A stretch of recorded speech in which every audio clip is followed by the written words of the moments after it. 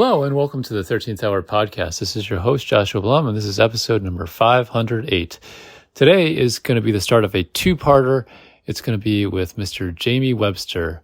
If that name sounds familiar, it's because I've actually talked about Sahbunim Webster here before. He is a martial artist, and he is one of the inspirations behind why I wanted to learn a b-boy move called windmills. And I don't remember exactly when that episode was, probably a number of months ago, but it's there. If I can find it in the show notes, I will link to it. He was on a show called WMAC Masters, and it came out in the mid-90s. It was sort of, I guess you could say, an attempt to make a live-action WWF-style show featuring martial arts. This was the time of Power Rangers and things like that. And it, in fact, was this similar companies were involved. I guess the same company was involved, Bandai. And it was one of these shows where it was designed to sell toys. So we're going to talk about toys in some of these episodes as well. But that was sort of the trifecta from the 80s. You have the show, you have the toy, and you have some other thing that's related to it. Maybe it's a movie, maybe it's a comic book, maybe it's some other property. And that was no different than WMAC Masters. Interesting thing about this particular show is that it featured a number of people who are very famous martial artists, and they're legitimate in their own right. They were mostly pulled from the tournament circuit in competitive things, so competitive forms. That's like sort of the patterns that people do in competitive, like weapons demonstrations, and in a number of the different fighting arts like kickboxing and so forth. So it was really a kind of a who's who of martial artists of that particular time. If you think back to that time, or if you weren't around then, or if you were, just as a framework, I guess, the internet was not what it was. There was very little information that was around about these kinds of things. Yes, there was a little bit, but not much. I remember Black Belt magazine had a number of small features on the internet about the show, but that didn't make its way into the magazine. But there was really no video. Sometimes there were no pictures. It was mostly text because speeds were not really capable of supporting something like streaming video, and they wouldn't be for quite some time. Even pictures were sometimes a stretch. So mostly what you got was text, and there were some interviews and things like that came out at the time. But for the most part, this is an interesting capsule in time, and thankfully, because there was only a couple official releases and they were all on VHS, you can watch them all on YouTube. And so I'll link to that in the show notes. But a lot of what we talk about, and like I said, this was a great conversation. And I actually broke it into two parts because it was one of the longest ones I think I've ever done. The time flew by. We covered so many different topics. It's a great conversation. I don't want to talk anymore. I want to get you to the conversation ASAP. So thanks so much for being on the show, Mr. Webster. It was a real honor. Part 1 of 2. So I will talk to you guys in the future.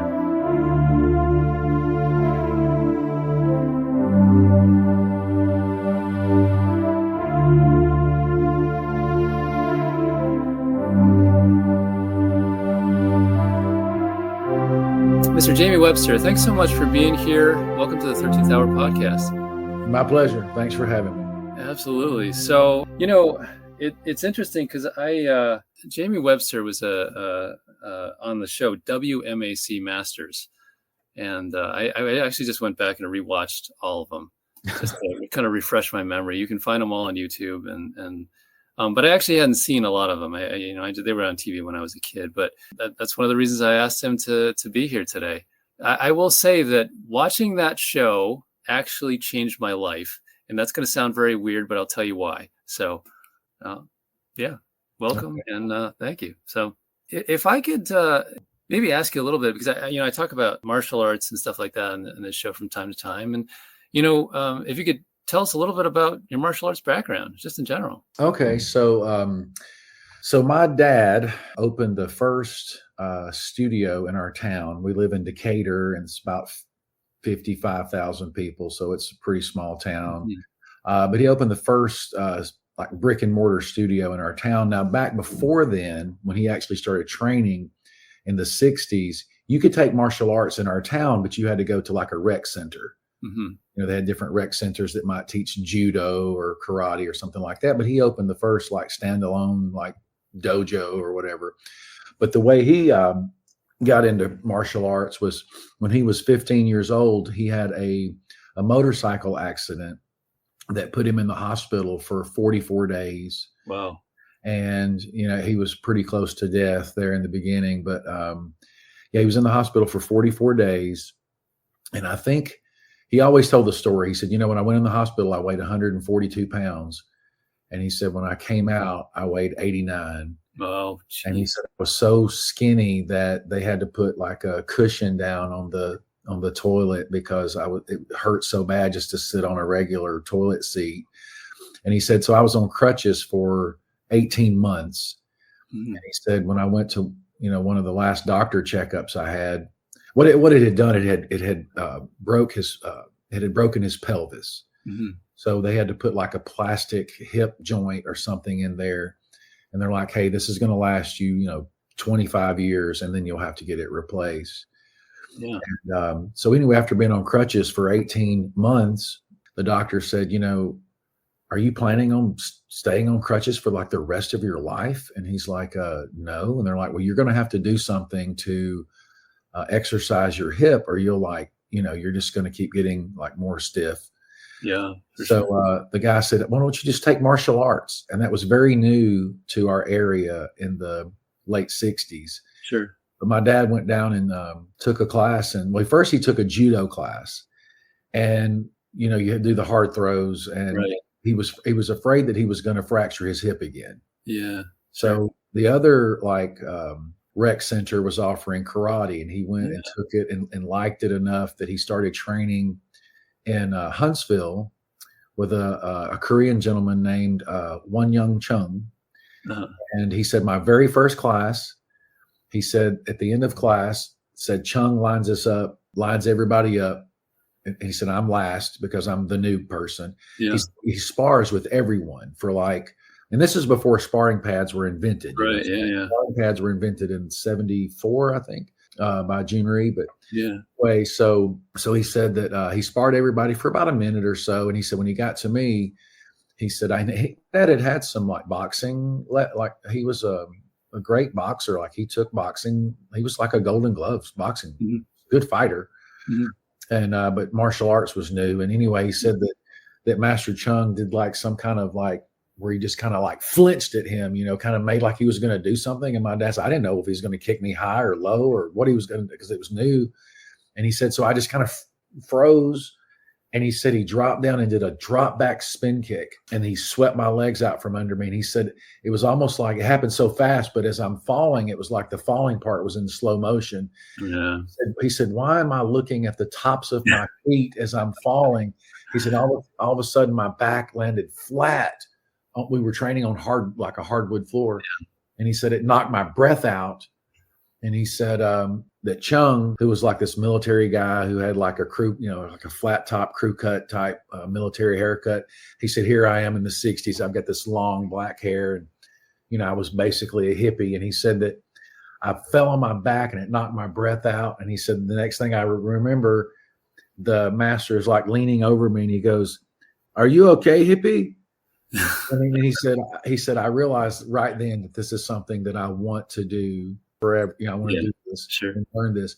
And so then he started taking. A couple years later, I was born. And a couple years after that, he made his black belt in 1973. And my dad was so funny, like his memory, like he was like, I got my black belt on, July the 20th, 1973 on a Tuesday night at 7:00. It's like, stories he would tell, but that's how I got in. So I just kind of grew up around karate. So when my dad was going to tournaments and he fought full contact for a while, sure, I would be going to those things, but I just kind of played around with karate until I was about 5, just kicking the bags and stuff. And then I went to class probably off and on for seemed like about a year, maybe less, but it was not a kids class. They didn't have kids in our area. They didn't have classes for kids when you're 5 years old. Yeah. And so he would take me to like adult class. Yeah. And I hated it because I'm in there and I'm paired up with like an adult, and we're doing self-defense, and you're supposed to like, block a punch and then make like you're kicking them low. Well, that was kind of embarrassing for a 5-year-old to make like you're kicking at a man below the belt. And so I wouldn't want to do it. I would cry and want to go home. He would stop class, take me home because it was only like 5 minutes away. He would take me home, and on the route home, he's like, I'm not going to bring you back. Like, you always cry and you don't want to do it. And then the very next class I would want to go, he would take me. He'd have to end up taking me home early. And then one particular time, he I didn't go back to class with him for like 4 years. I stayed at home, watching TV after school instead of going to karate class. But so I really got started back when I was in the 5th grade. So I was like 10 years old. Yeah. And I just decided I was really, I had gotten bullied. I had gotten bullied by this kid. Yeah. And I was like, I'm going to start back karate. So I started back karate, and then from age 10, I've never stopped. Like I got my black belt when I was 15. So that's been in 85. So I've been a black belt for 40 years, which doesn't seem right to say that, but it is. It's been 40 years for sure. That's about the right age, I think. Like, I think like because when you're younger, you kind of play around. And I think by that age, for a lot of kids, they can kind of, get into it a little bit more and be a little more sort of serious about it, and not necessarily just want to run around the entire time. It's funny. I mean, I was actually just writing this a little essay about martial arts, and it was a thing for dads. And I was thinking back to how I got started with some of this stuff, and I remember my dad wanted to, when I was probably in kindergarten or something like that, wanted me to learn how to defend myself. And he's like, "Oh, you have to let's go to this judo place." And I think that was the only place in town. And I could not for the life of me understand the instructor. He had a very thick accent and stuff like that. But I figured out that if I cried, they would stop the match, and they would let me sit down on the side. And I was probably like 5 or 6 years old. I didn't care about judo. My mother would sit there and watch the classes, and she probably, wanted to crawl into a hole or something like that. But I mean, I think at that age, you're not, unless it's something like, you are bullied. That's certainly how I got back into it when I, at older. Then you have a motivation to want to learn this stuff. Yeah, absolutely. Yeah. I was being bullied by this kid, and his name was Richie, and he lived around the corner from where I grew up, and we went to the same school together. But he would always like punch me in the stomach and knock my breath out. And, I would run from him, and I would jump the chain link fence and sprain my ankle and have to limp to my house as he was laughing. And anyway, he just picked on me constantly.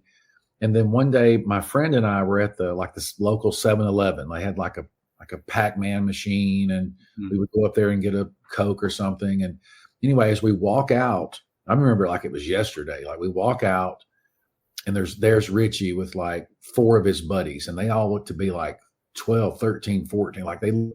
And I could tell they were going to beat the crap out of me and my buddy.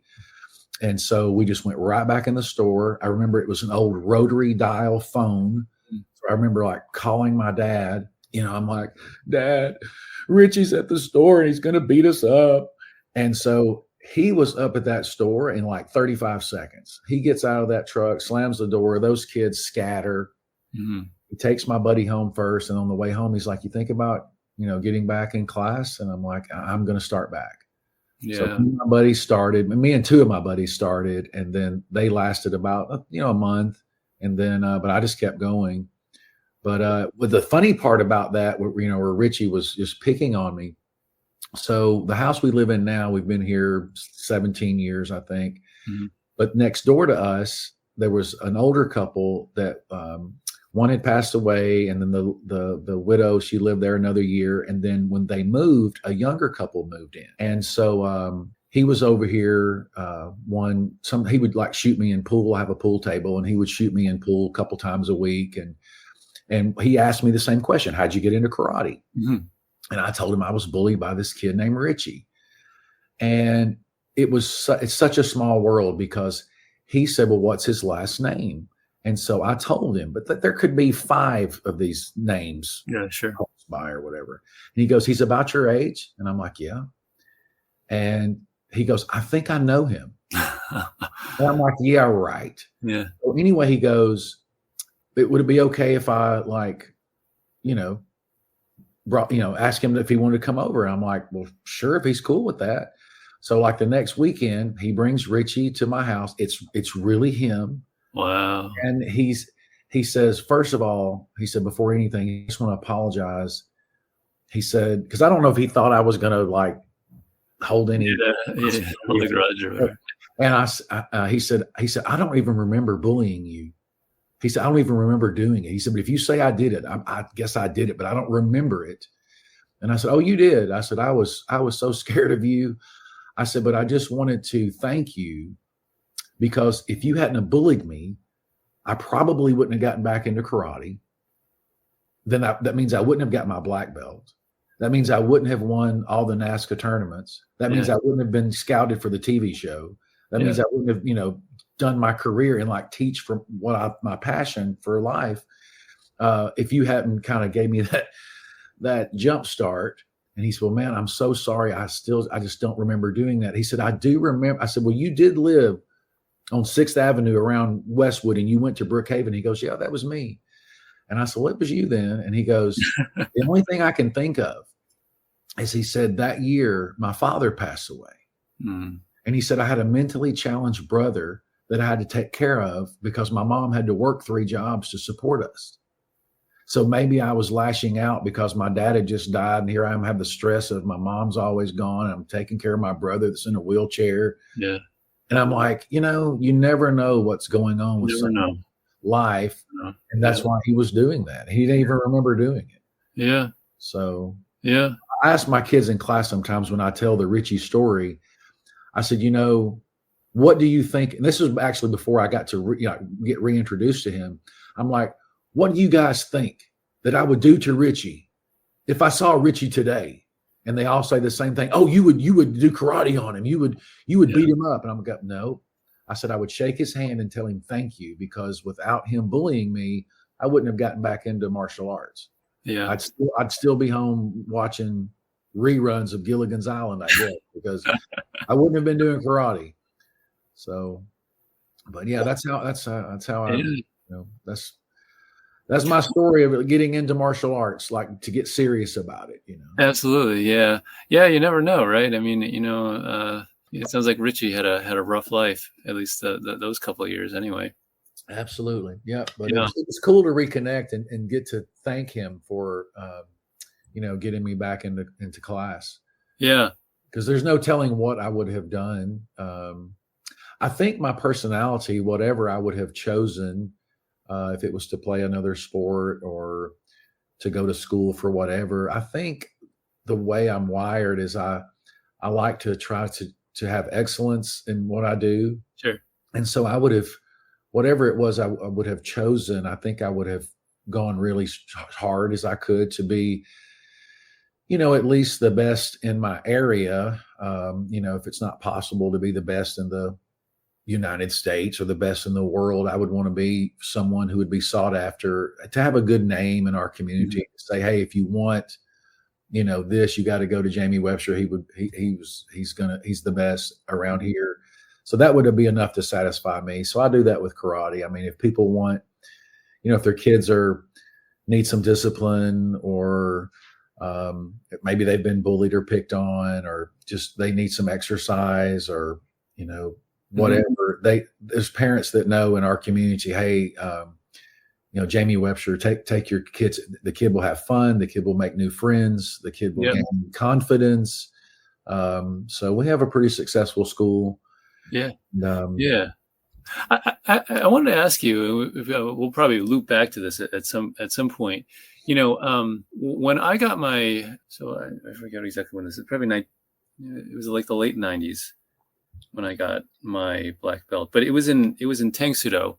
Mm-hmm. And, but we often called it karate. at the time, and like it was, I don't know if they still do this, but it was Korean karate. That was sort of how it was. That's what we did. We did the Tangsudo. Yep. Yeah. So for you guys, is that what you guys do? Is that Tangsudo? I know you refer to yourself as Sahbunim, or at least on the socials or whatever. But is that accurate? Yeah. So when my dad first started with and I'm not sure if we were recording then in the beginning, but when my dad first started with Master Chung, it was in Taekwondo Jungmukwan. Okay. And then when that instructor moved to California, my dad looked for another instructor, and he found that was Master Youngju Lee, that was from Korea, and he'd actually trained with Kwajanim Wangki. And so my dad started taking from him. So he was already a black belt in Taekwondo Jungmukwan, and he started taking with Master Lee. And several years later, he got his black belt in the Tangsudo Mudokwan. Mm-hmm. So we always called it Korean karate. Yeah, gotcha. Mm-hmm. It's very. Well, I mean, the forms are definitely from Japanese Okinawa. Yeah, no denying that. But people will argue about it. But you can tell when you look at the forms. But but the kicks are definitely not Japanese. I mean, they're definitely Korean based with the higher kicks and things like that. And I was fortunate too. Like when I was young, my dad would take me to all these tournaments. I'd meet all these people. And when I was 16 years old, he took me to Mineola, Long Island, New York. And I had a private lesson with world champion John Chung. And I remember my dad calling him on the phone because my dad had a number one student that was older than me that my dad would take to all these tournaments, US Open, Diamond Nationals. And my dad's guy would always get second under John Chung, George Chung, Cynthia Rothrock, Keith Hirabayashi, and he would always get second. His name was Jamie Hooper, and he was fantastic. But my dad would take me around, and I would see John Chung and George Chung and all these famous names. And so he's like, "Hey, we're going to New York for your sister's basketball." She was on a junior Olympic basketball team that made it all the way to New York. Wow. And so he's like, "Hey, while we're up there for a couple of weeks, you're going to go train with somebody. You want to train with John Chung?" And I'm like, "Yes." So my dad calls him and he goes, "How much is a private lesson?" And this is 1986. Yeah. It's $50 for 30 minutes. Whoa. And my dad said, "Okay, we want 2 hours." And because it was a special one time, my dad's like, "I'm going to throw a couple of bills at this, Yeah, sure. So he started working me out. And we worked out for 2.5 hours and with no water break. I remember this. It was crazy because I didn't want to be weak and say, I need a break. He was working me so hard. And finally, after 2.5 hours with no water, with no break, no liquid, I finally just put my hands on my knees and I'm like, "Sir, do you have Sahbunim? Do you have a water fountain? Or may I get some water?" And he said, "I don't have a water fountain at my school." And I was crushed and then he goes, "But we do have a juice machine." And I was like, "Yes, juice." So my mother went and got me a can. I'm sure it was a 4-ounce can of orange juice. And I'm drinking it thinking I've never had orange juice out of a can, but I'm drinking it and it was so good. And my dad took the time to say, "Hey, we're over." I was prepared to do $200, but you guys are 2.5 hours. He goes, "Oh, I'm not going to charge you guys." He goes, "Matter of fact, I'll take you out tonight. We'll go to Chinatown." Oh, that's so nice. He took my parents and us to Chinatown, paid for everything, took us to Little Italy and got us ice cream, and then took us to see the Empire State Building, go to the top and things like that, and wouldn't let us pay for anything. And I just couldn't believe it that somebody. Okay. Now he did know my dad's top student that had competed at the tournaments, but he didn't know us that well. But he took care of everything. He wouldn't. So I always remember that wow, I hope to get to that level one day where somebody wants to come and train with me, and I'm well off enough that I can take this person to. Because I went back to see him probably 5 years later, maybe 6 years later. But I was old enough that I could fly on my own and I went to his school and didn't tell him I was showing up. I just showed up. And he goes, "Oh, Jamie Webster, come in." And I couldn't believe he remembered me. And then I come in and I said, hey, I'm just in the air. There's a tournament. I just wanted to stop by and see if you were here. And I wanted to say thank you for showing me all that stuff years ago. And so I just making small talk. I'm just like, well, what are you working on right now? Like, what are you doing like at the moment? He goes, well, currently I am making stretching and strengthening videos. Mm-hmm. And I just said like, okay, like what kind of stretching and strengthening? And he was sitting behind a desk and he was wearing a white t-shirt with a blazer, like a blazer. So he wasn't in his uniform. He wasn't stretched out or anything. I said, well, what kind of stretching and strengthening? And he pushes himself back from the table and he stood up and he chambered a front kick and held the chamber. Then he extended the front kick over his head.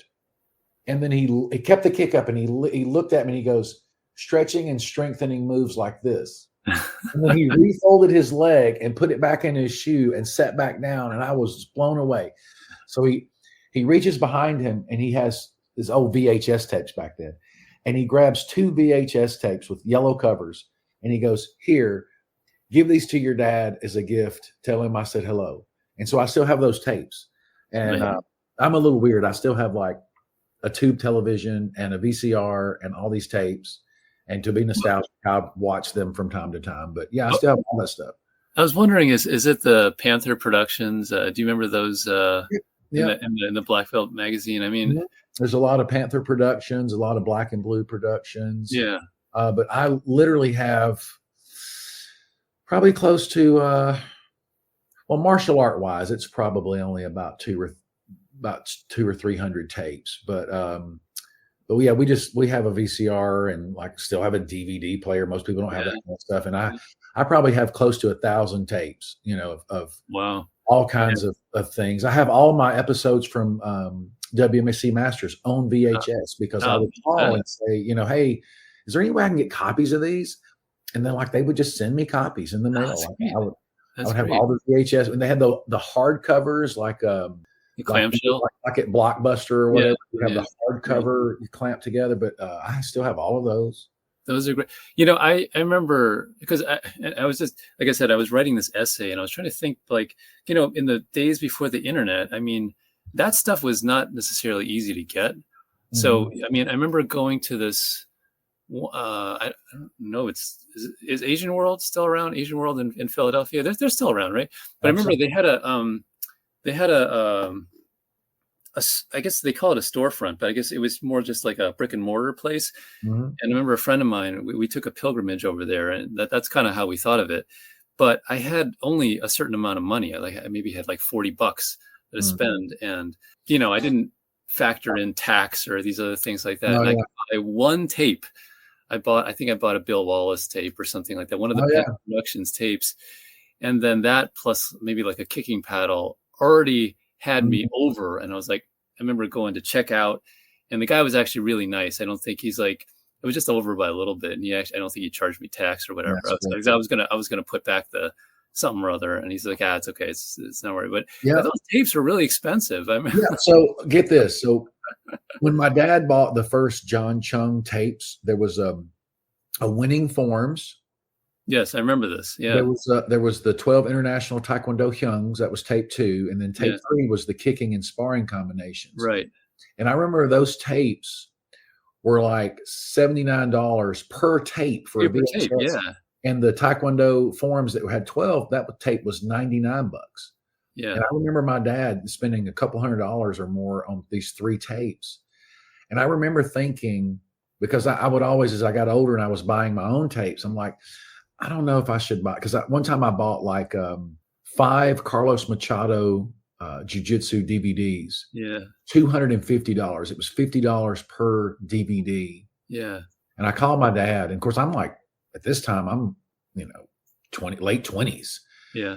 And I'm like, I don't know, Dad, you think I ought to spend $250 on these DVDs? And he goes, well, yeah, because if you just learn 1 or 2 things. Yeah. That you can add to your program or to yourself to improve yourself.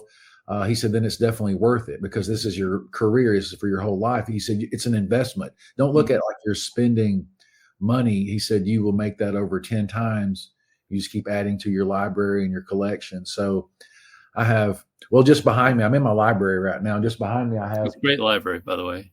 Oh, thank you. Yeah.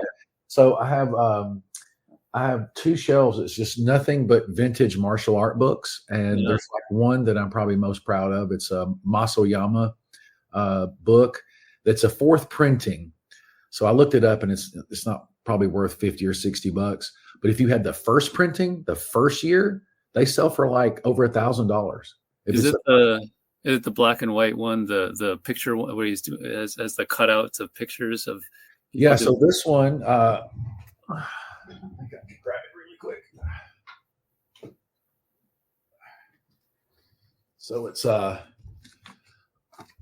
like this is karate, but I think the one that's the first printing either had a purple color cover or the part with the circle was purple or something. But yeah, so all these were my dad's books, and then probably, I don't know, 15 years before he passed away, he was like, hey, take all these books to your house. He goes, he said, take these. And because I had read all of them many times, but I'm like, yeah, it would be cool to have my dad's. So I have his book collection. I have, he used to go to like the local bookstore every week or two, and he would buy like a Karate Illustrated or a Black Belt magazine or Inside Kung Fu. And I mean, all these magazines don't exist anymore. Yeah. And so I have, I believe, around a little over 500. I think the oldest magazine I have is like December of 71. But I have all the magazines, and I have them all like in these nice plastic sleeves. And so they're not displayed or anything, but I probably have 500 plus magazines going back. It's good stuff. 50 years, you know. So we didn't have subscriptions to any of that stuff when I was a kid, but every now and then one of them would be floating around in the school, you know, in the martial arts school, and they'd let you borrow them, and I would take it home and I would read it cover to cover, everything, even the ads. Yep. And because I mean, you know, the local library only had so many books, and they were mostly for kids. You know, they had a couple of things. I do remember sitting on the floor of the library. They had all the Stephen Hayes ninjutsu books, which I would look at, and they had a couple of others. But it was like one shelf. That was it. And once you kind of exhausted that, I mean, there was really not that many places to get information. I mean, there was the magazines, but you know, if you were a kid and you didn't have a checkbook or a credit card or a job, I mean, it was just you know, or a car to get to places where you could get those things. I mean, you kind of just had to, you know, you kind of do the best with what you could, you know? Sure. So yeah, we had everything, anything we could get our hands on back then, any kind of book or tape or magazine or whatever. So we saved all of them. Yeah. And, yeah, my dad's got like the old, Choi Hung Hee, like Taekwondo book, and then like the Tang Sudo book that came out in like 77 or right in there that had, the Grandmaster, like all the hardcover. Those books are pretty rare now. And they've been loved. They've been read. So some of them, the spine, the you know, the pages, I mean, I need to get them repaired, but we have tons of books and, you know, just a lot of memorabilia. I pretty much save everything from the show. When I did the TV show, I still have every single script. You know, so. Well, maybe let me ask you a little bit about that, because, I mean, probably could talk about the martial arts stuff all day, but I mean, the show and your character and everything like that. So I guess for the listeners, this was a live action martial arts show, and, you know, had these different characters, and they were competing against each other. 2 seasons. Did they give you a choice over, you know, the character that you wanted to be? Because it was interesting because you were playing yourself. All the characters they were going by their real names, but they were also playing a role, and they had costumes and everything like that. Was that what they did on as far as picking my name? They just called me and said, hey, you're playing yourself, but you need some type of character name. Yeah. Can you submit some names that you would like? Yeah. For us to look through, maybe we pick one. So I sent them everything. I had a list of probably 30 names, everything from some silly ones, some comical ones, actually. But I had the common cliche ones of, you know, running deer or, you know, big bear or, you know, all the different, any kind of animal that you could put like an adjective with to describe or whatever. I had all this list of name, running fox and, but anyway, I had Great Wolf on there. Yeah. And that's not the one I wanted them to pick. Yeah. I wanted them to pick Chief Crazy Legs. I thought that was better. Now I'm older. I'm like, no, this sounds Great Wolf is better. And so when they said we're going to go with Great Wolf, I'm like, that's okay. I'll do whatever they say. Yeah. And I remember my dad had a Cherokee friend that would translate for us. And he said, he called his friend up and he's like, hey, how do you say Great Wolf in the Cherokee language? Sure. And the guy's like, Utanahwasha. And I'm like, okay, I got to learn this. And so we worked that into the show. That's what you say before the little prayer you kind of say. Yeah. So they actually worked that into the very first episode, like season 1, episode 1, when Tsunami comes up and goes, now is it Utana Waya? And I'm like, no, Wahya, Utana Wahya. And then that was like they used that for the first opening scene. So I thought I was pretty honored with that. But yeah, so they went with Great Wolf and I wanted Chief Crazy Legs. And and I had different, like, I wasn't sure, like when they said, okay, you're Great Wolf, does that mean that we're in this cage? And like, I didn't know anything about it. Like I just saw the pilot. So when they would get kicked into the cage and the lights would flicker in my brain, I'm thinking, oh, you get shocked. Mm-hmm. If you get kicked into that cage, it hurts. Mm-hmm. But it was just a light sensor. But, in my head, I'm thinking, oh, you're going to get electrocuted. You better not fall into that. Not for real, but I thought you had to act like that. So I'm like, well, I'm going to act like I am getting shocked. Because I'm going back to like first, Rambo Part 2, where he's tied up on the mattress and they're all shocking him and everything. I'm like, okay, this would be great. I can use my Rambo acting skills or whatever. And so they're like, no, it's not like that. Like it's just light sensor. I'm like, oh, okay. I said, well, do I need to like pace back and forth and like eyeball my opponent, like walk behind the cage like I'm a caged animal? Like, no, it's not like that. So they had to do a lot of explaining to me because it was my first role, my first gig to do. Sure. And I was actually, since I knew this podcast was coming up today, I taught a morning class this morning. And I guess I was just practicing my storytelling on them. Uh-huh. And so I told him, I said, hey, my daughter just got married. My son's birthday's today. I'm doing this podcast today. And they said, well, what's one of your favorite stories from this whole show? And I said, well, probably, and I can't remember now if it's episode 10 from the first season, but I had to break these giant blocks of ice. I think it is the first season. Yeah. They were like 300-pound blocks. There was 2 of them. And you're supposed to hammer. You couldn't break one of these blocks of ice. If you put it in the middle of the street and ran into it with your car, it might break if you were doing a 50. Anyway, they're like, oh, we're going to hire a pyrotech. He's going to come in with some C4 and he's just going to blow it up. We're going to hit it and it's going to just crack. And I'm like, okay. And so they ordered 7 blocks of ice that cost $700 a piece. Wow. So almost $5,000 on ice. They took 1 block of ice, took it out in the middle of the parking lot. This guy drills a hole in it, puts C4 in there, and boom, he blows it up, and ice shoots at least 30 feet in the direction that I'm standing. And I'm like, okay, I said, look, I'm not the brightest crayon in the box, but would that not kill me? Like if ice hits you that fast, would it not be like glass? It would just kill you. And the guy that was the pyrotech that they hired, he said, oh, I've got this solved already. I'm going to drill from the bottom and it will just implode on itself. And I said, okay, hang on, Chief. I said, this is my first gig. What have you worked on? And he goes, did you go to the theater last year and watch Forrest Gump? And I'm like, of course, everybody did. And he goes, I did the napalm scenes for that. He said, when Tom Hanks is carrying Bubba out of the jungle of Vietnam and the orange is going off, he's, I did that. I said, okay, now you have my blessing. Just don't kill me. And so the next day we're shooting. They got the 2 blocks up. You can't tell from the shot, but they have earplugs in me. They have body pads on me. Like my costume was open in the front. Yeah. But they had pads taped to my side.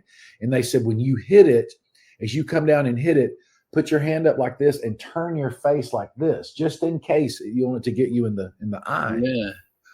And I'm like, but nobody would hit something and turn away like this. He goes, it will look good. Trust me. So I had to time it. So when I lift my leg up and pause and I come down and hit it, it implodes. Boom, boom. Yeah. I am so thrilled that I'm not injured. So my celebration is not that I broke it, because I didn't break it. He didn't die. But I was like, you're still alive. Yes. And so they got to send back the other blocks of ice and get their money back. And so I'm so young, I didn't say, hey, I got that in one take. Don't you think I need a little kickback from that? I should at least get 1,500, right? But I didn't, it was fun. But, to work with somebody that had just worked on Forrest Gump, I thought, man, that's crazy. That's insane. Oh my God. I was wondering how they did some of that. Yeah. It's interesting how they did, like Eric Betts, his bed of nails. I mean, those were real nails, Yeah. And all the stuff was real. Like when I broke the stone with the egg right before I did the ice. Yes. Yeah. They just said, break it. And I actually hit it I think I hit it one or two times before it really broke. And so, cause they said, do you want us to like fake it? And I'm like, no, I think I can do this. I said, let me hit it hard a couple times. If it doesn't break, they can drill it real fast and then it'll break. And right. Yeah. Nobody know the difference, but I want to try it real. Yeah. And it was, and I did it. Yeah. And they said, then show the egg. Like you hold the egg, you break this rock, and then you show the egg that you didn't break the egg. You broke the rock without breaking the egg. And I said, since I'm a big Sylvester Stallone fan, I said, what would be really cool is if I break it, I said, I crack it on the rock and then I like drink it. And they're like, that is fantastic. And so I kind of felt like, who is it? Is it Henry Winkler in the Fonz when he was given direction to go in the bathroom in the opening, when they do the opening scene, I'm drawing a blank, but when they have like a show and like the preview is coming on, the same preview every single time you see the same thing, he goes in the bathroom. He was supposed to take his comb out and go through his hair a couple times and then put the comb back in. Yeah. His idea was, I'm not going to do that. It's already going to be perfect. I'm going to go in, take out the comb, start to do it, and then just go, it looks like it looks good enough. It looks perfect or whatever. And so I was proud that they picked something like, I'm going to crack this egg and I'm going to drink it. I did not know that those eggs would not be refrigerated for 12 hours. Yeah. And that when I did it, when I swallowed it, it was hot. And I was like, and they're like, okay, let's do it one more for safety. Let's go one more take. And I'm like, of course they have this big fan that's like blowing my hair all around. So the second one I cracked and I went like this, and the wind from the fan and it all down my body. And they said, okay, one more time to go again. So I cracked it. I hit my mouth. I swallowed. I stepped back, and they said, okay, one more time. I said, I can't. I don't think I can do it one more time. I said, y'all have probably given me salmonella already. I'm not going to do it. And that was the only time I was like, I'm done. Like this is gross. And so drinking 3 hot eggs or 2, but crazy stuff. I guess like, those are great. I totally forgot about that part. I see in back of you, there's like a TP, like a little miniature TP and stuff like that. I guess with the decision on your part, you were going for like a Native American character. Did you get a choice on that? Was that something that was personal to you? Did they say you can do whatever you want, or? So great question. So first, the TP was a diorama that my wife made for my daughter when I think she was in 4th grade. I can't remember now if it was Caroline or Jackson, but one of the kids were little and they had to have a diorama. And so she did this all herself. She made the TP. And when you look inside, there's my character and he's sitting down and there's like a little fire. Yeah. And it flickers. And it's really neat. Like you look inside and look up and like there's different paintings on the inside of the TP and a little weapon hanging there. Like she went all out. I mean, my wife got an A+ for this project that my son was my daughter or son was supposed to do. My wife got a good grade on it. But the reason I did the Native American is because when I was competing the year before, it was all the NASCA tournaments. So I was in like Empire State Nationals. I won first place in Grand Champion. The New England Open up in Boston, I got first place in Grand Champion. Battle of Atlanta, same thing. Texas Challenge down in Houston, same thing. And of course, when I'm doing those tournaments, I'm always thinking about who was here before me. So like when I'm doing the Al Garza's Texas Challenge in Houston, I'm like, man, we're at the Houston Astrodome.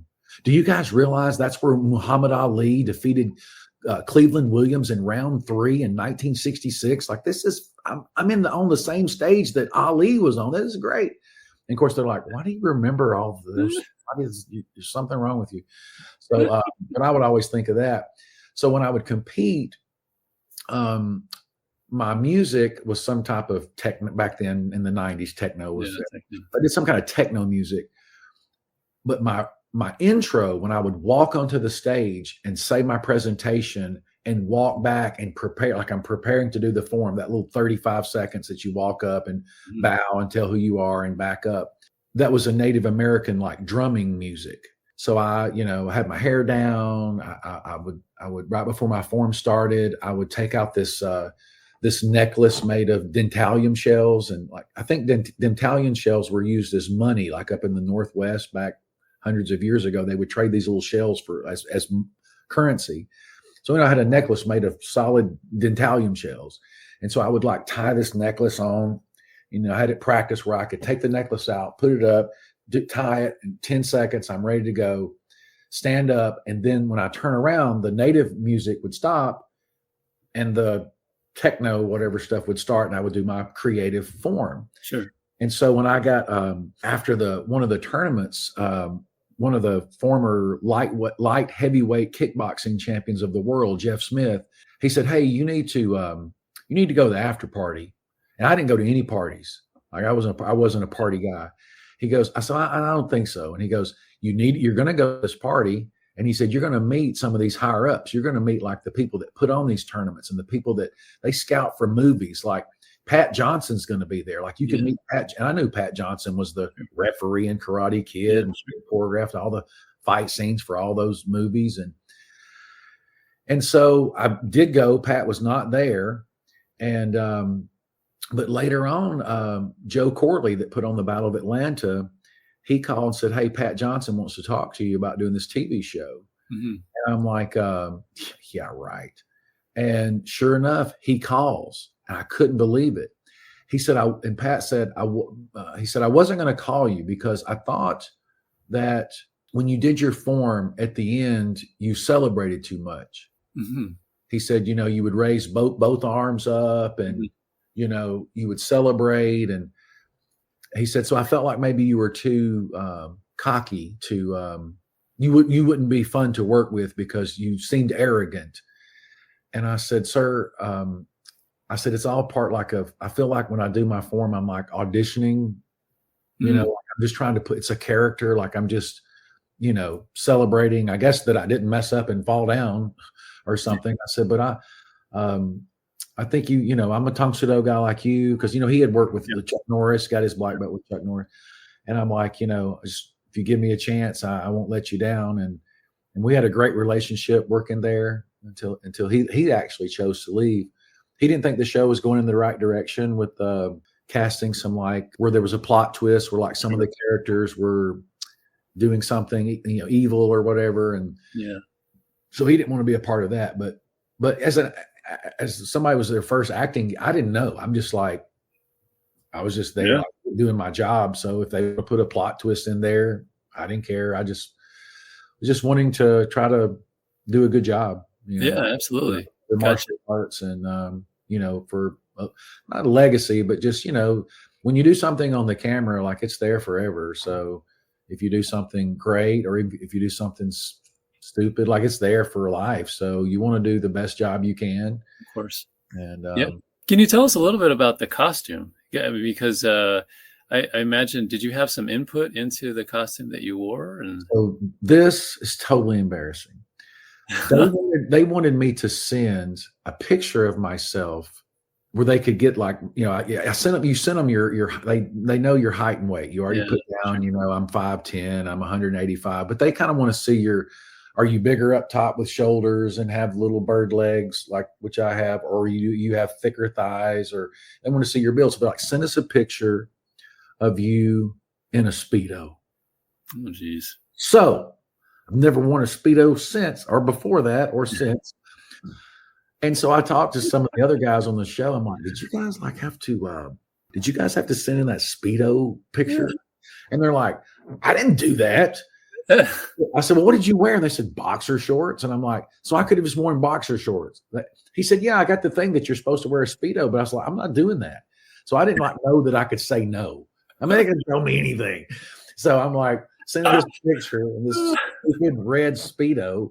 And so they're like, hey, we're going to have your costume ready when you come down. So I had no clue what it was going to look like. Gotcha. I have to say, I liked everybody's costume. I thought everybody looked cool. Some people's really simple, like Mike Bernardo just had black pants and black boots, Yeah. Mine, I have to say, my costume, I think was probably the most intricate as far as like, on the shoulder, like that's real buffalo fur. Like it's not phony fur. Like it's real buffalo. The little skulls were real skulls. They were not like fake plastic. So like it was legit. Like I thought I had the coolest costume on the show. I didn't like the fact that it kind of hung open because I was not as in shape as some of the other athletes. Like some of the athletes were, man, they were, no one could tell. Young Park and Mike Bernardo, they were ripped. And of course, now they had probably got the information earlier that, hey, you want to get ripped, eat some protein and just drink some water. Like here I am drinking, 7 cans of soda a day, wondering why I don't have a 6-pack, And so we didn't get the memo that, hey, you need to cut your carbs out and eat some protein. That wasn't really a thing then, though, right? Not really. I mean, when I was a kid, you never heard about, you got to stay hydrated. You need to stay hydrated. This is like the most well-hydrated generation ever. Yeah, like my kids go everywhere with water bottles. That's right. And here's the thing I've noticed about bottled water, because we collect them over here. My family comes in, my son has friends or whatever comes over. They all take a water bottle. They crack the top. They take one sip. And then the next day I find that and I'm like, I'm not a wasteful person. I think I'll water my plants with this or water my dog. Like I don't just pour it out, but like they have the appearance of staying hydrated, but I think they're just faking it because they just take one. Sometimes they crack the top and they don't even drink at all. Here I am when I'm a kid. We were drinking from the garden hose. We were outside drinking out of the green garden hose, and nobody ever talked to us about you got to stay hydrated. You might get a cramp.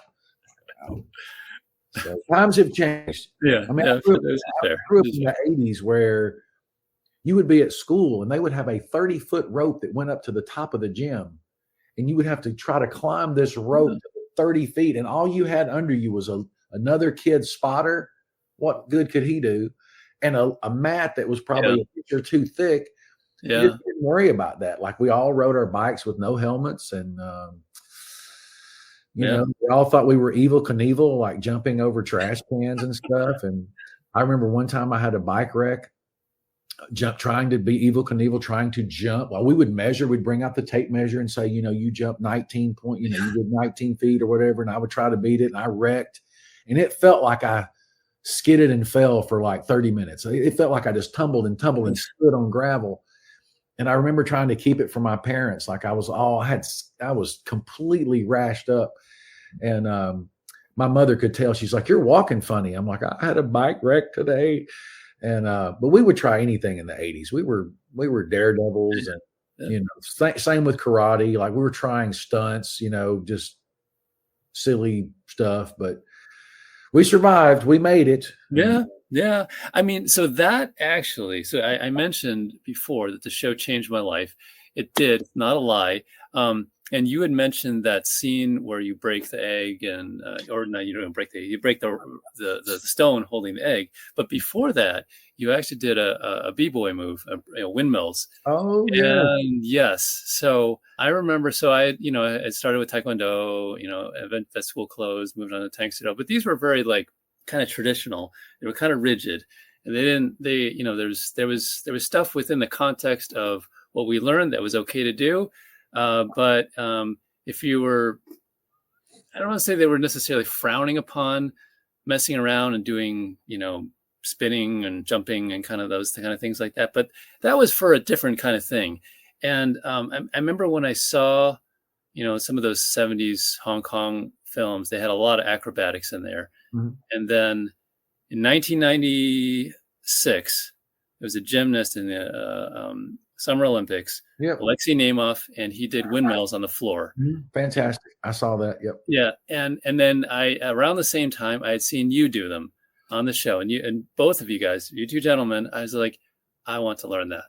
And so that sent me on a quest for, I would say years, doing that and becoming a b-boy and all that kind of stuff like that. But I wanted to ask you how that came to be, because at least that was a pivotal moment in my life. So thank you, sir, for that. Yeah. So a couple things. In 83, when Michael Jackson did the moonwalk on the Motown or whatever it was, when he was at the Grammys or what, I can't remember now, but it was Billie Jean. He did Billie Jean. He did it live. And like we were all sitting around, because back then, it wasn't like, you pull up what you want to watch. I mean, it was something that was anticipated and advertised, and you could not wait until this night they were going to see Michael Jackson do it live. And then it seemed like right around that time we were watching Soul Train or something. I forget what it was, but we would watch these shows on Saturday, people dancing, and they had the New York City Breakers. Yeah, sure. Oh, they had like, all these guys that, because we were going to see the movies like Beat Street. Yeah. That was Flashdance and all like that. When Breaking came out, it was okay. I mean, it had some like popping and locking, and it was Ozone was great, and they were all fantastic. But when Beat Street came out, and you saw some like real breakdancing of people doing like turtles and air flares and stuff like that, we're like, man, we're gonna learn this. And so we were self-taught. The guy that played Tiger Claw on the show, we just lived a street over from each other. Like we lived in the same town. Yeah. Everybody else was from New York or LA or Chicago or somewhere. And we were both lived in Decatur, Alabama, one street over, and would spend the night at each other's house and carry around a piece of cardboard or a piece of linoleum everywhere we went with our boombox and just break dance. And we would count, who could do the most number of backspins and who was going to be the first one to do the windmill. Yeah, sure. Johnny got his, the guy that played the Tiger Claw, Johnny Smith, got his windmill first. Yeah. And like, I don't know if it was a week or a month, but it wasn't long after.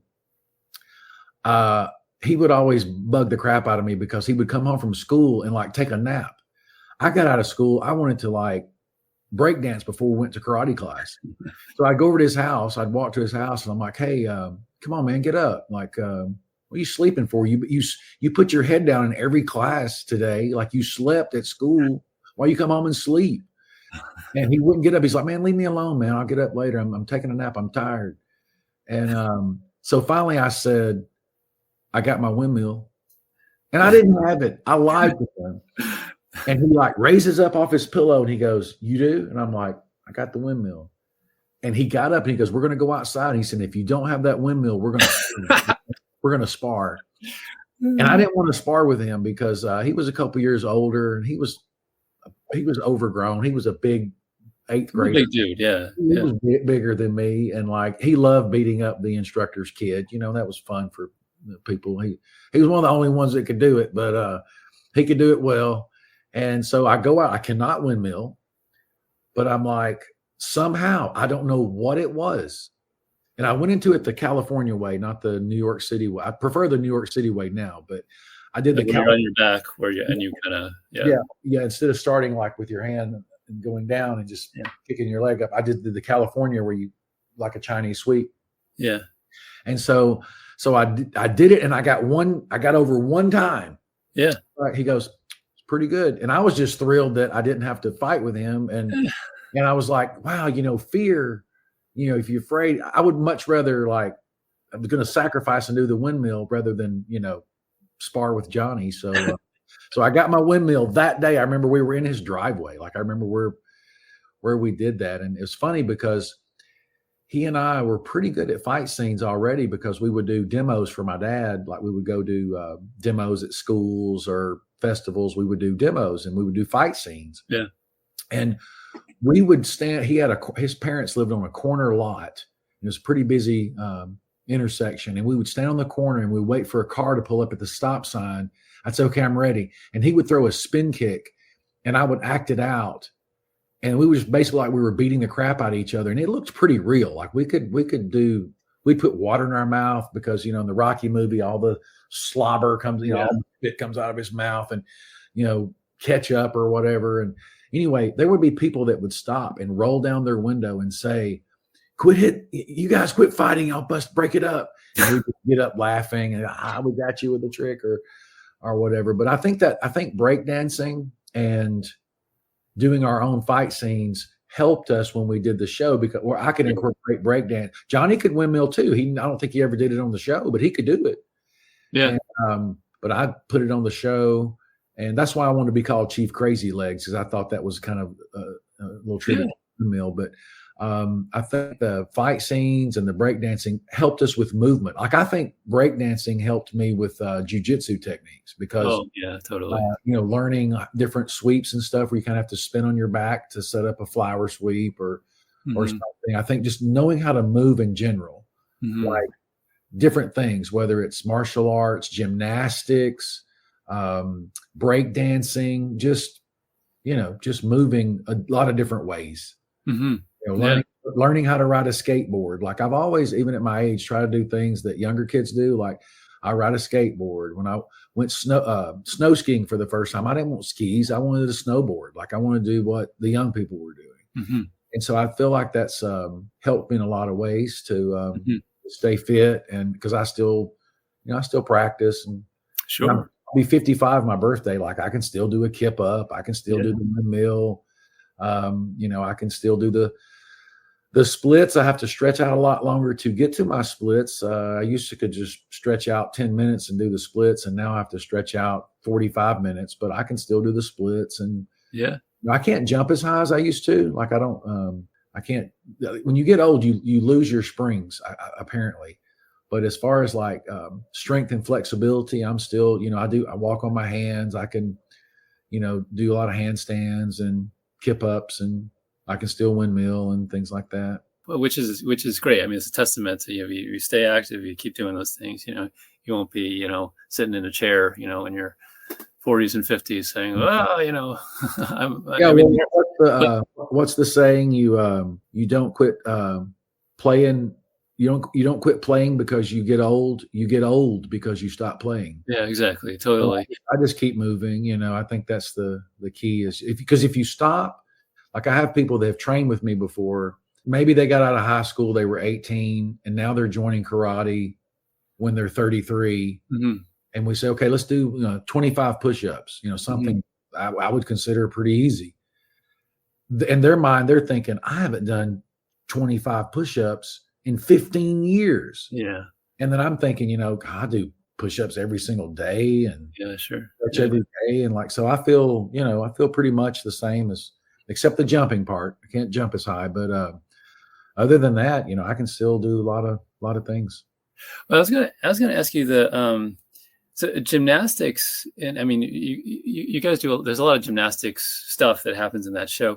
I mean, did you have any formal training gymnastics, or was it mostly self-taught? Or everything we did was pretty much self-taught. The way we grew up, we were not poor or anything. We just did not I did take gymnastics for about a year. Mm-hmm. And, but you do it for a year and you're going one time a week. I mean, I could do a roll and a cartwheel but I could already do that when I started. But as far as standing back tucks and back handspring, that's kind of self-taught. So if you watch the show, my daughter took gymnastics for 10 years mm-hmm. and she could do 2 back handsprings on a beam. She could do round off back handspring, the full twist, mm-hmm. things that make you look like a superhero. Yeah. And she would see my back handspring on the show and she'd be like, Dad, like that is not correct. You know, you bend your arm, you do this or whatever. But I mean, you know, we were self-taught. We were just pretty good athletes that could jump backwards and do a back tiger dive, or, you know, and I did the back tiger dive because I saw Jackie Chan do it in a movie. Like I would watch all Jackie Chan stuff and whatever he did, we would copy. And, you know, if he did a move, I would try to incorporate something like that on the show.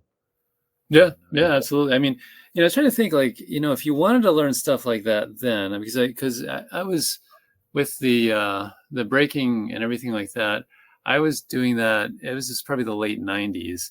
And eventually I did it with some friends in college and stuff like that. But there wasn't really any, aside from if you could get a copy of like Beat Street or something like that on VHS, you could kind of watch that. But there wasn't really anything. There were no classes. There was nothing to sort of instruction about how to do it.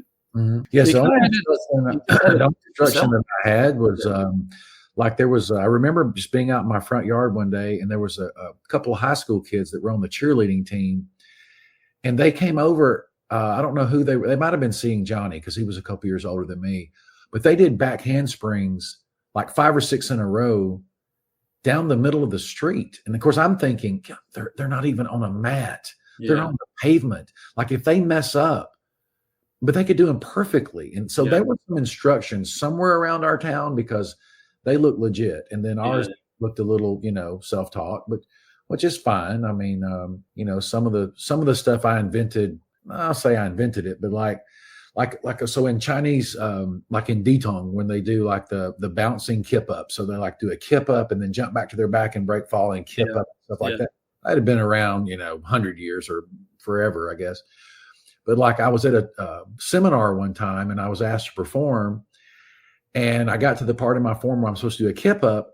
And for some reason, I just started bouncing them in a circle. I just made it up on the spot. It was like no thought. I just thought this would look cool. And like I would do some things like that.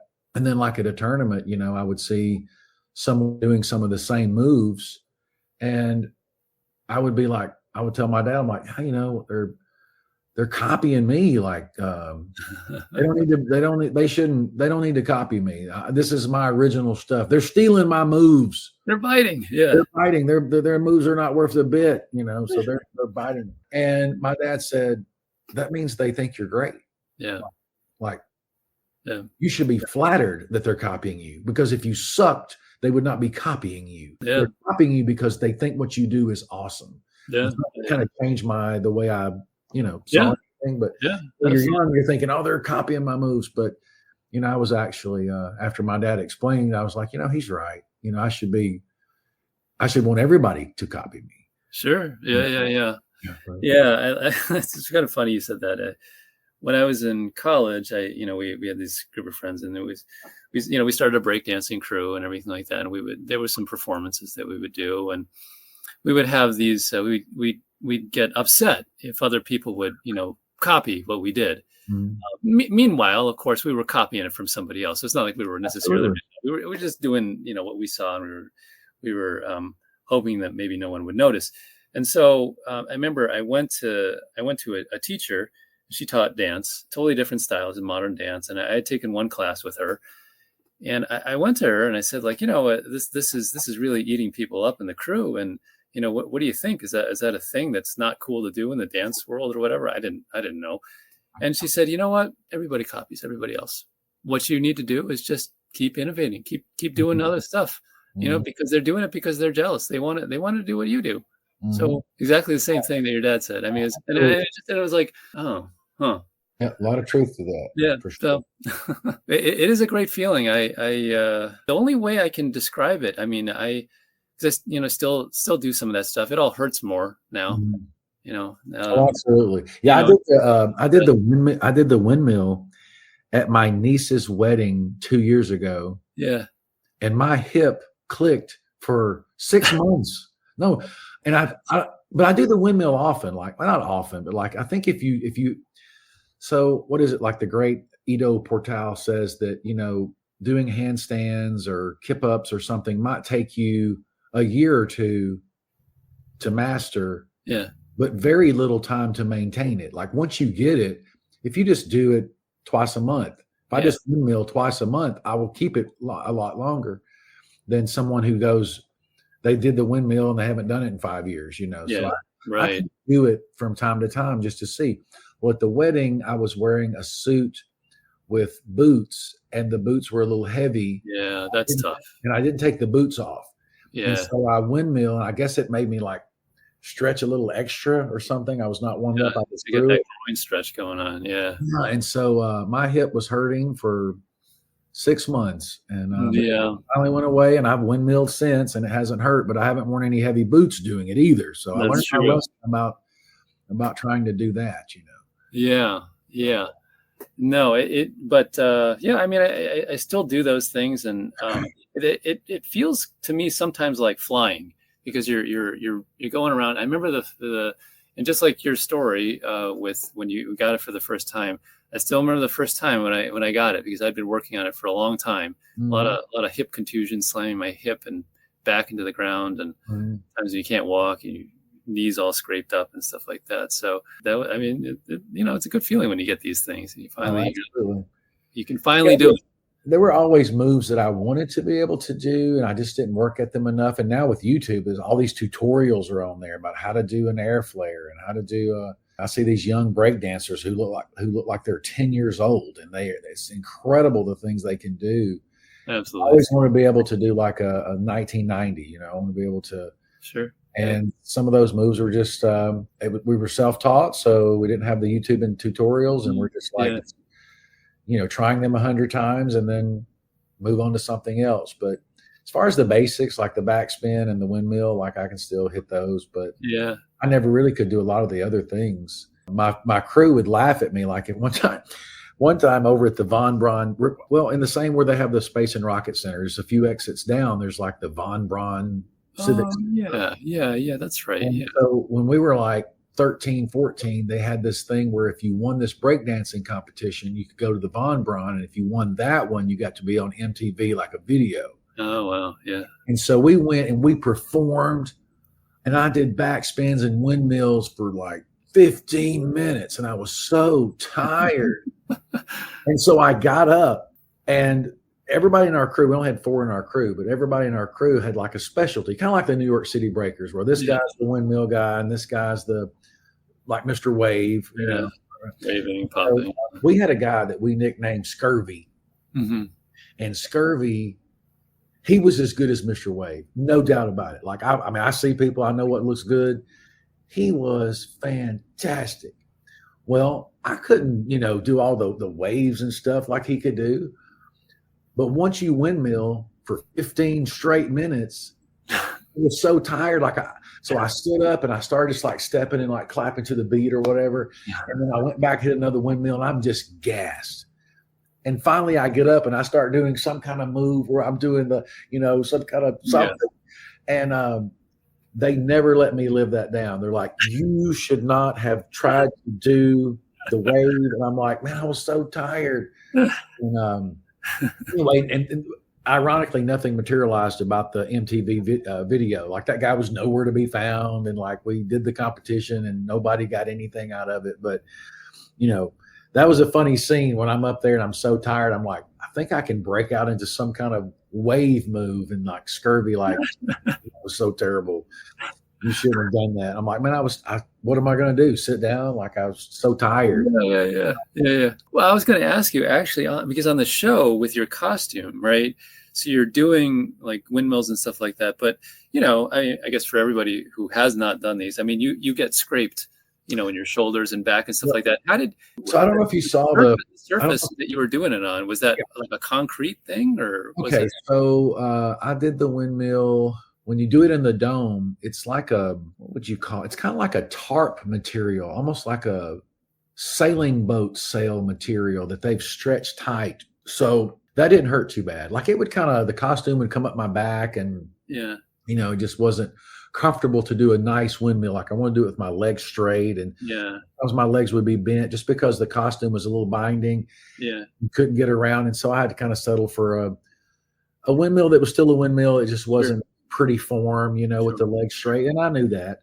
because I did one time in a scene. It might have been it's either the late first season or the second season, but we were outside and it was something with fire. Yeah. Headdress.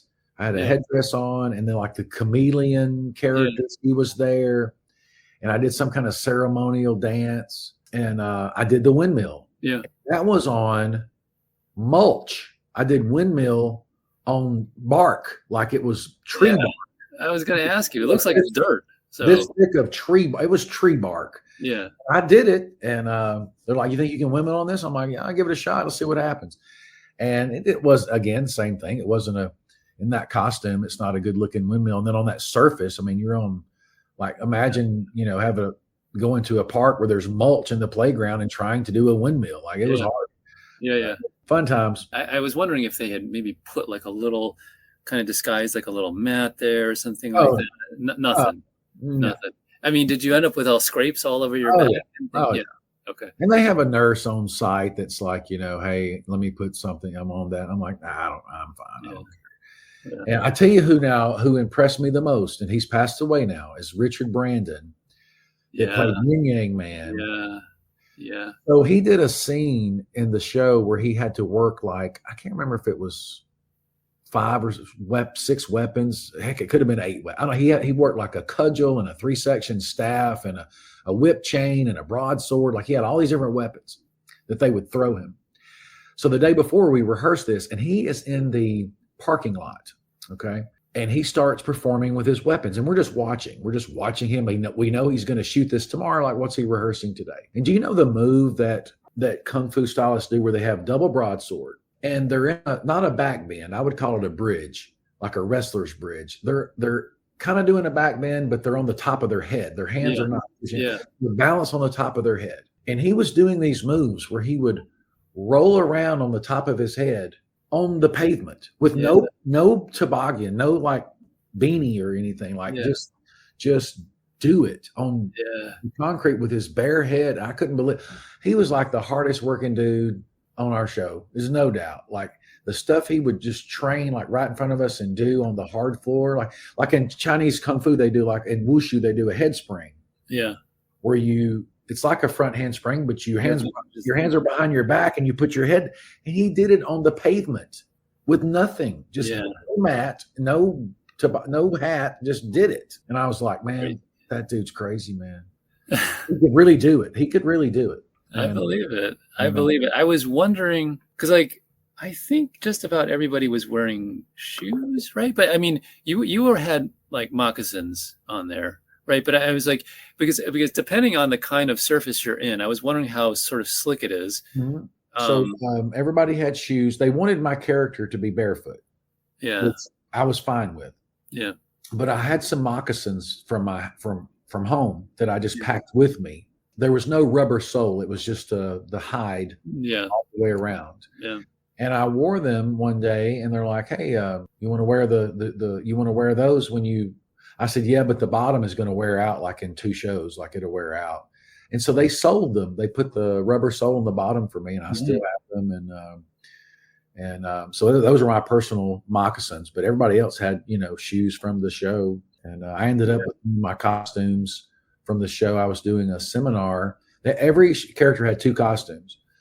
So in case one got ripped or damaged, you could take it off, put on the good one, and they would repair the damaged one. And then the next time you could.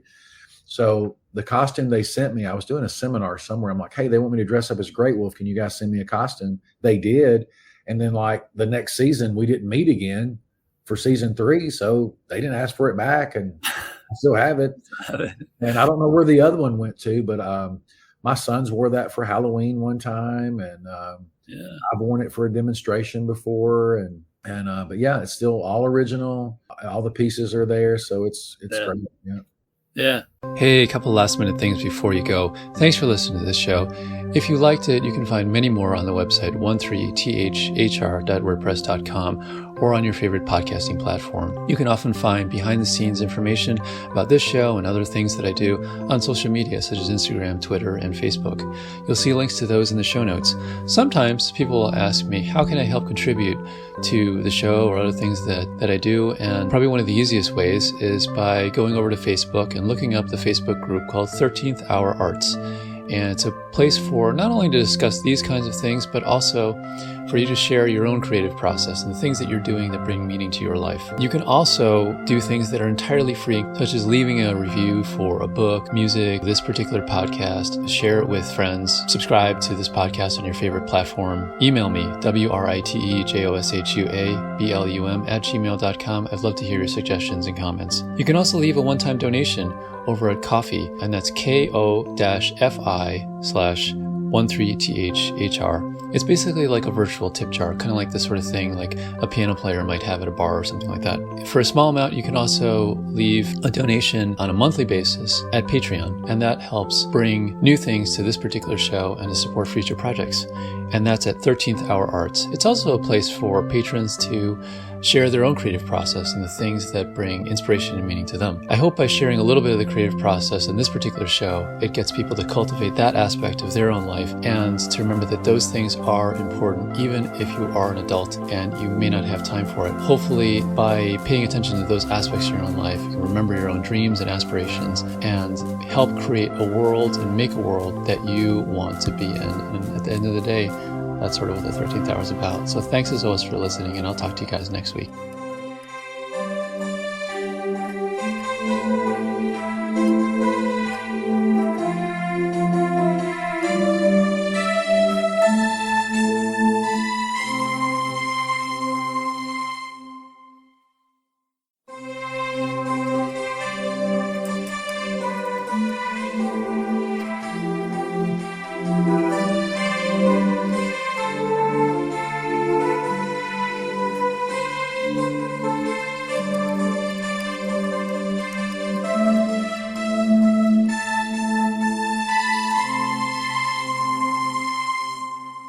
Hello and welcome to the 13th Hour Podcast. This is episode number 509. I'm your host, Joshua Blum, and today we have part 2 of the conversation with Jamie Webster, who was Great Wolf on the show WMAC Masters, which was initially called Quest for the Dragon Star, which is, we both agreed, I think was a better name.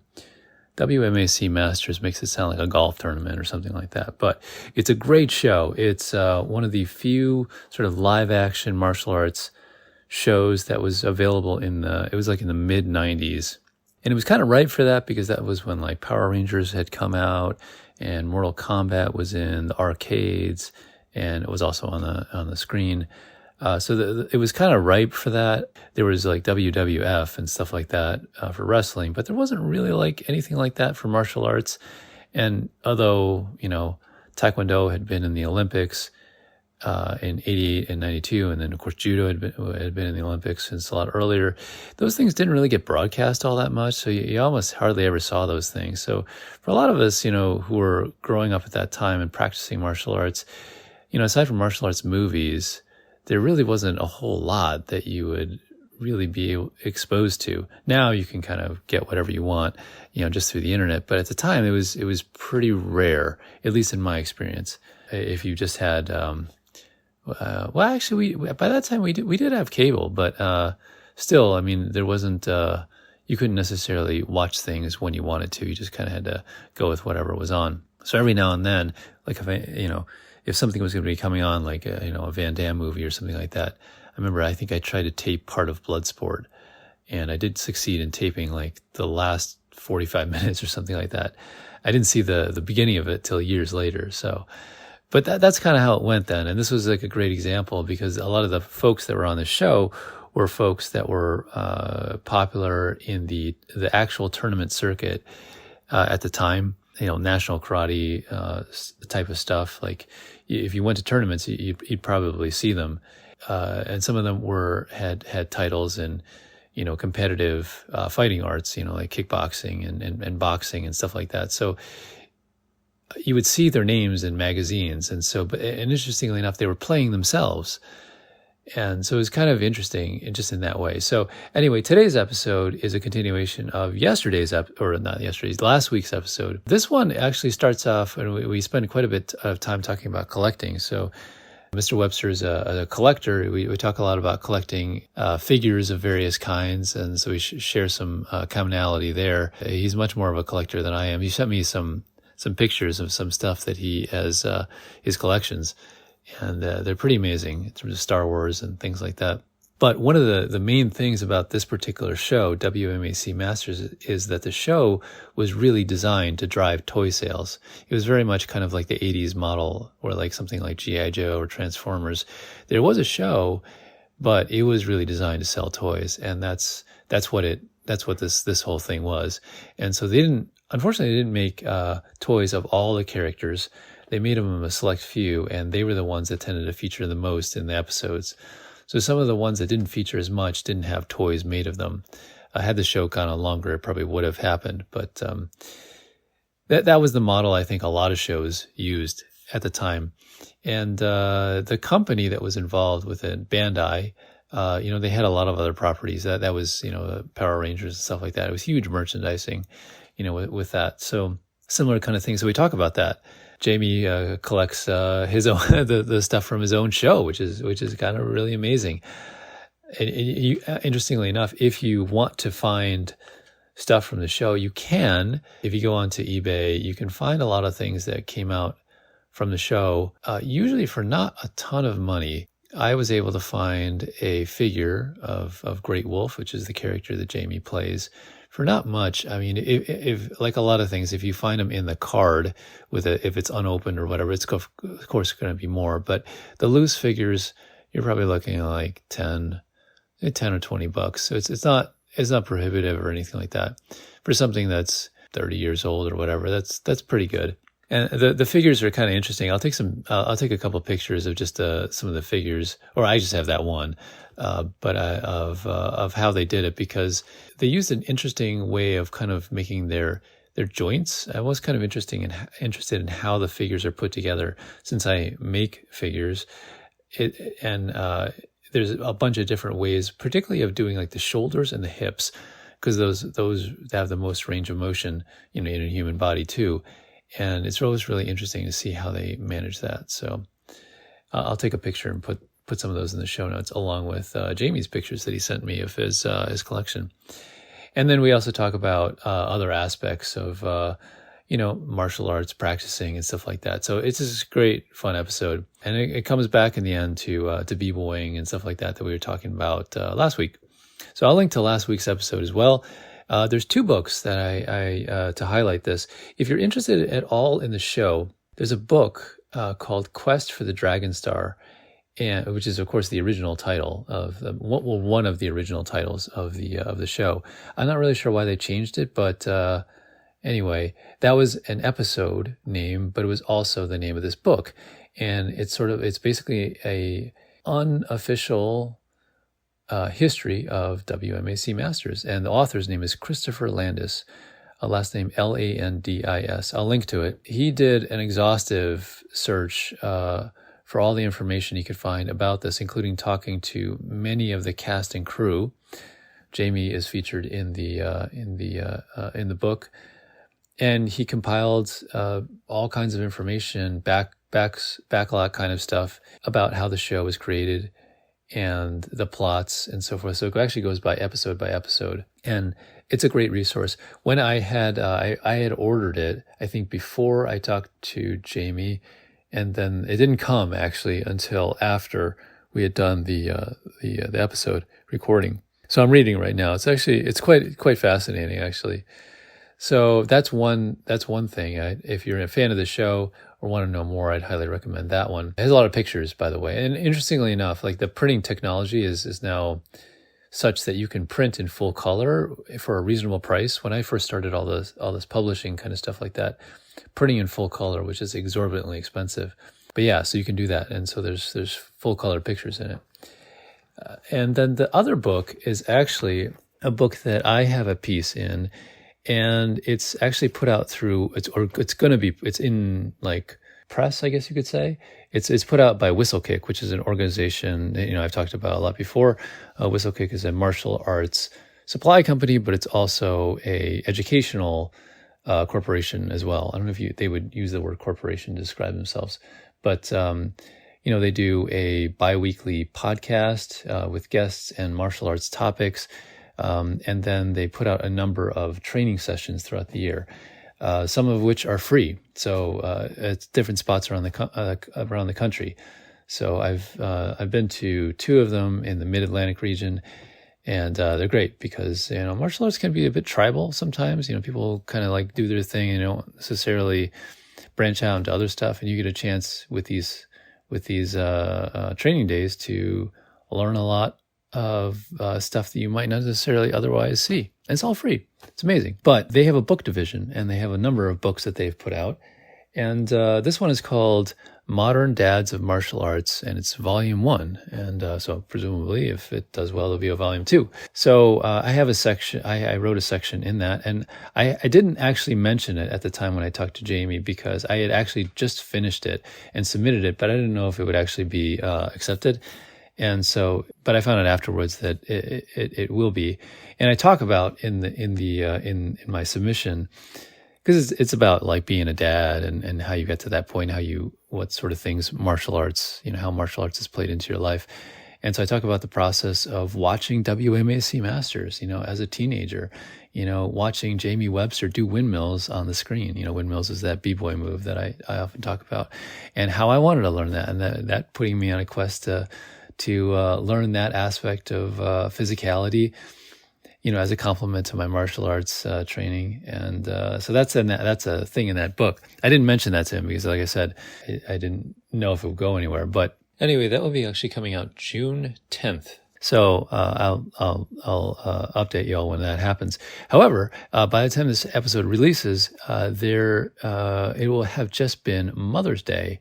And so interestingly enough, there's a female edition that WhistleKick could put out, and you can buy that as well. It's called Modern Moms of Martial Arts, Volume 1. And it's all about the process of how mothers mix mother sorts of stuff with martial arts and how that all came to be. So I would highly recommend that one as well. And I'll link to that as in the show notes. So without further ado, let me turn it over to the episode. Thanks so much for listening, and I'll talk to you guys in the future.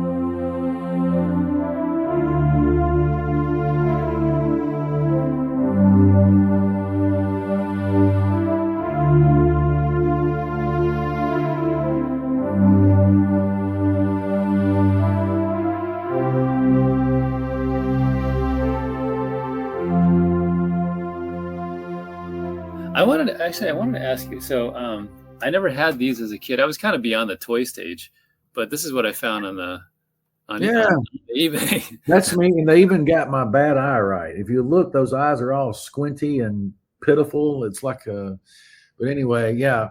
When the figure came out, I was like, they have made me cross-eyed. I am a cross-eyed person now.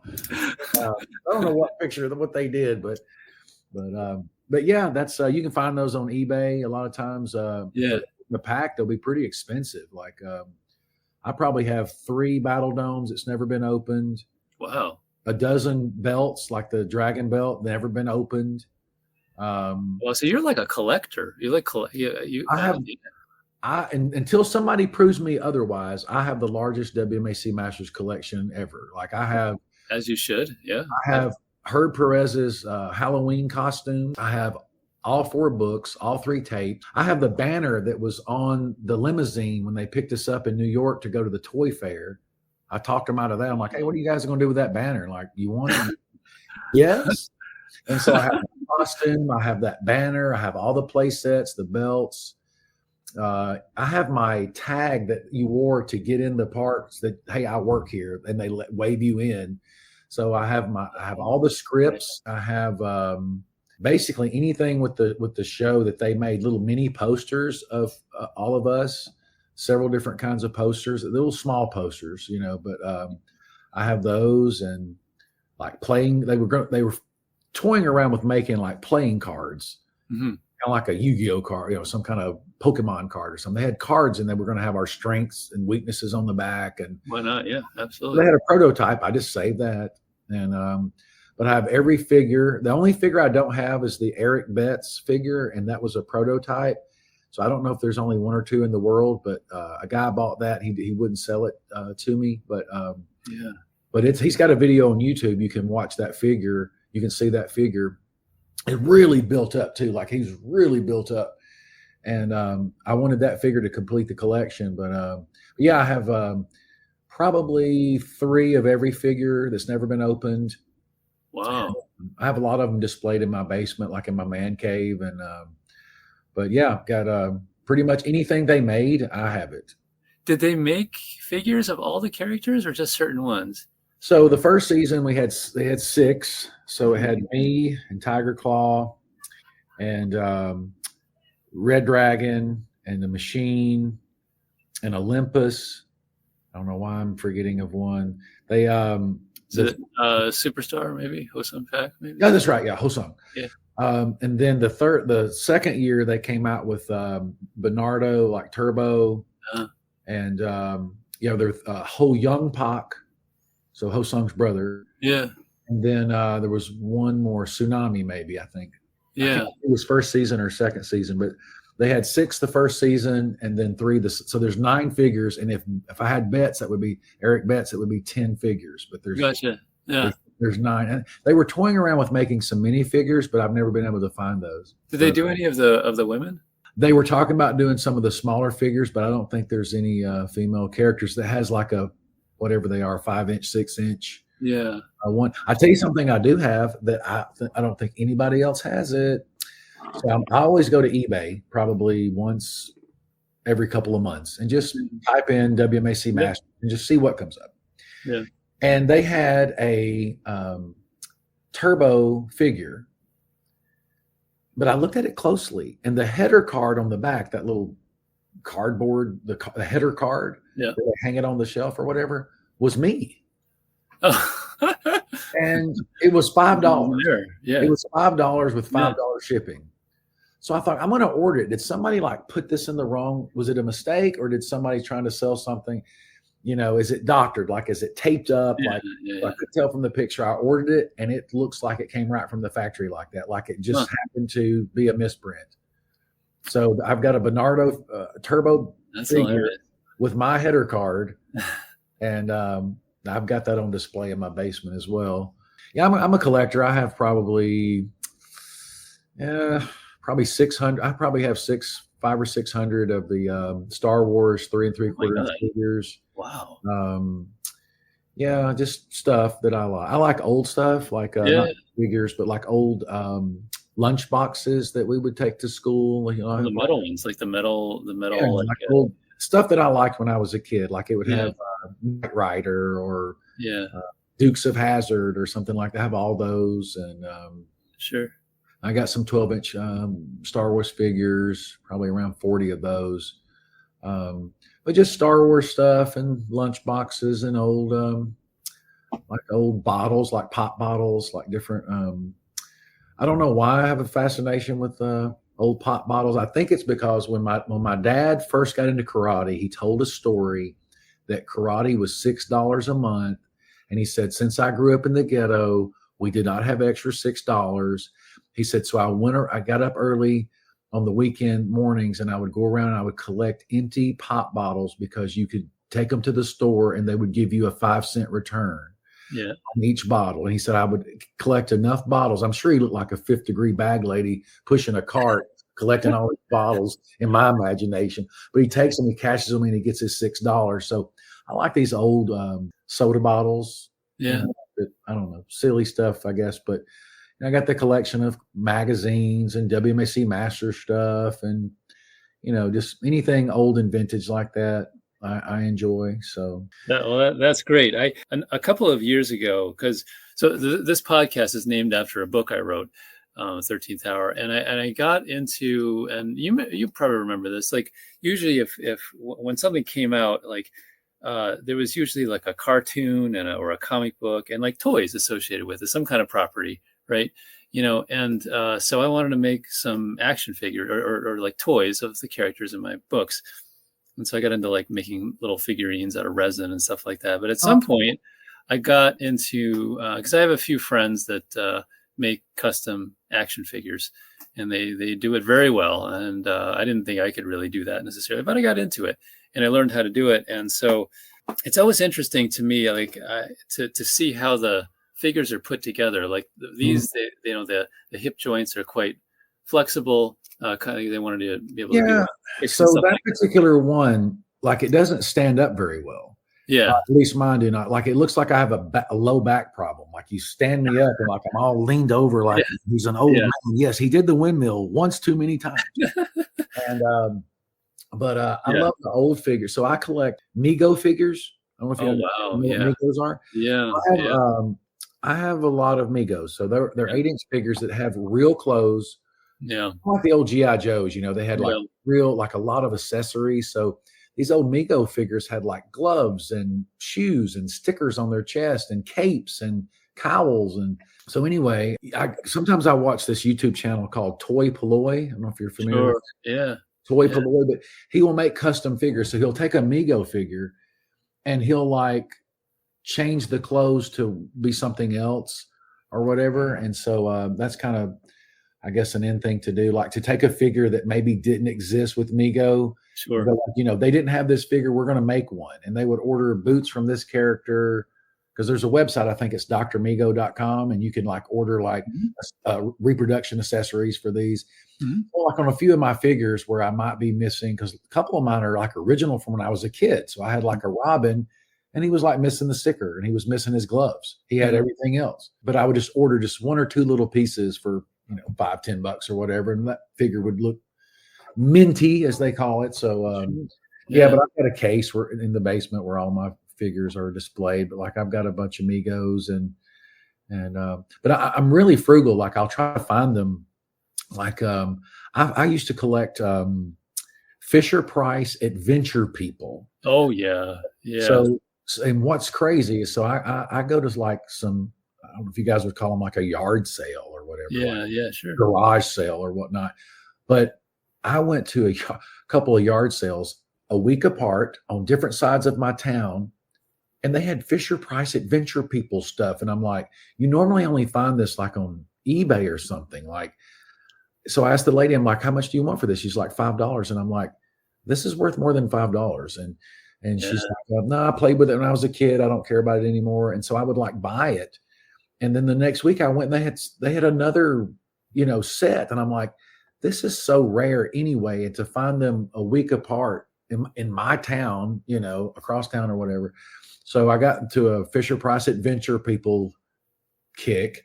So I'm just really like a big kid. I don't know if I have a Peter Pan complex where I just never want to grow up, like I want to stay a kid forever. Yeah, I wouldn't do things. Like some things I wouldn't do because I felt like that was too grown up. Okay, so I'm 54 years old. I've never had a headache in my life. I'm just one of those lucky 5% or whatever that just never has had one. Sure. But I would always say growing up, only adults get headaches. Like I'm not ever going to grow up because I don't ever want to get a headache. I want to be, and like, I didn't start drinking coffee till this year because I was just like, or last year, because I was like, only adults drink coffee. Like I'm a kid, like, I'm not going to have coffee, but I finally broke down. I have the coffee now, but it's just because I needed less sugar. I was probably drinking sodas too much. And so, but I always just try to stay youthful, keep moving, keep doing what young people do with skateboards or breakdancing, snowboards, or we go to the lake. Sometimes we'll do a knee board or, something, any kind of thing I can do to stay as young as I can for as long. Absolutely. Yeah. I mean, it's interesting with the toys. I mean, I had some, these things when I was a kid and stuff like that. But when I got into the making of these things, then I started to look back and see, like, can you find these things? And you got to hunt around a little bit. Some of it is exorbitantly priced on eBay. But if you hunt around, you can find things. And I think the best place is exactly what you had mentioned. It's like someone who's selling it out of their garage, or like, maybe they know what they have. Maybe they don't care. And they're like, I just want it out of the house. And like when I go to these garage sales, sometimes I always look for the same things, usually old toys, old books, old tools. Yeah. I just like those things. And so I go to look at the old books, and there's a lady there. She's kind of already looking. So I kind of have to wait my turn.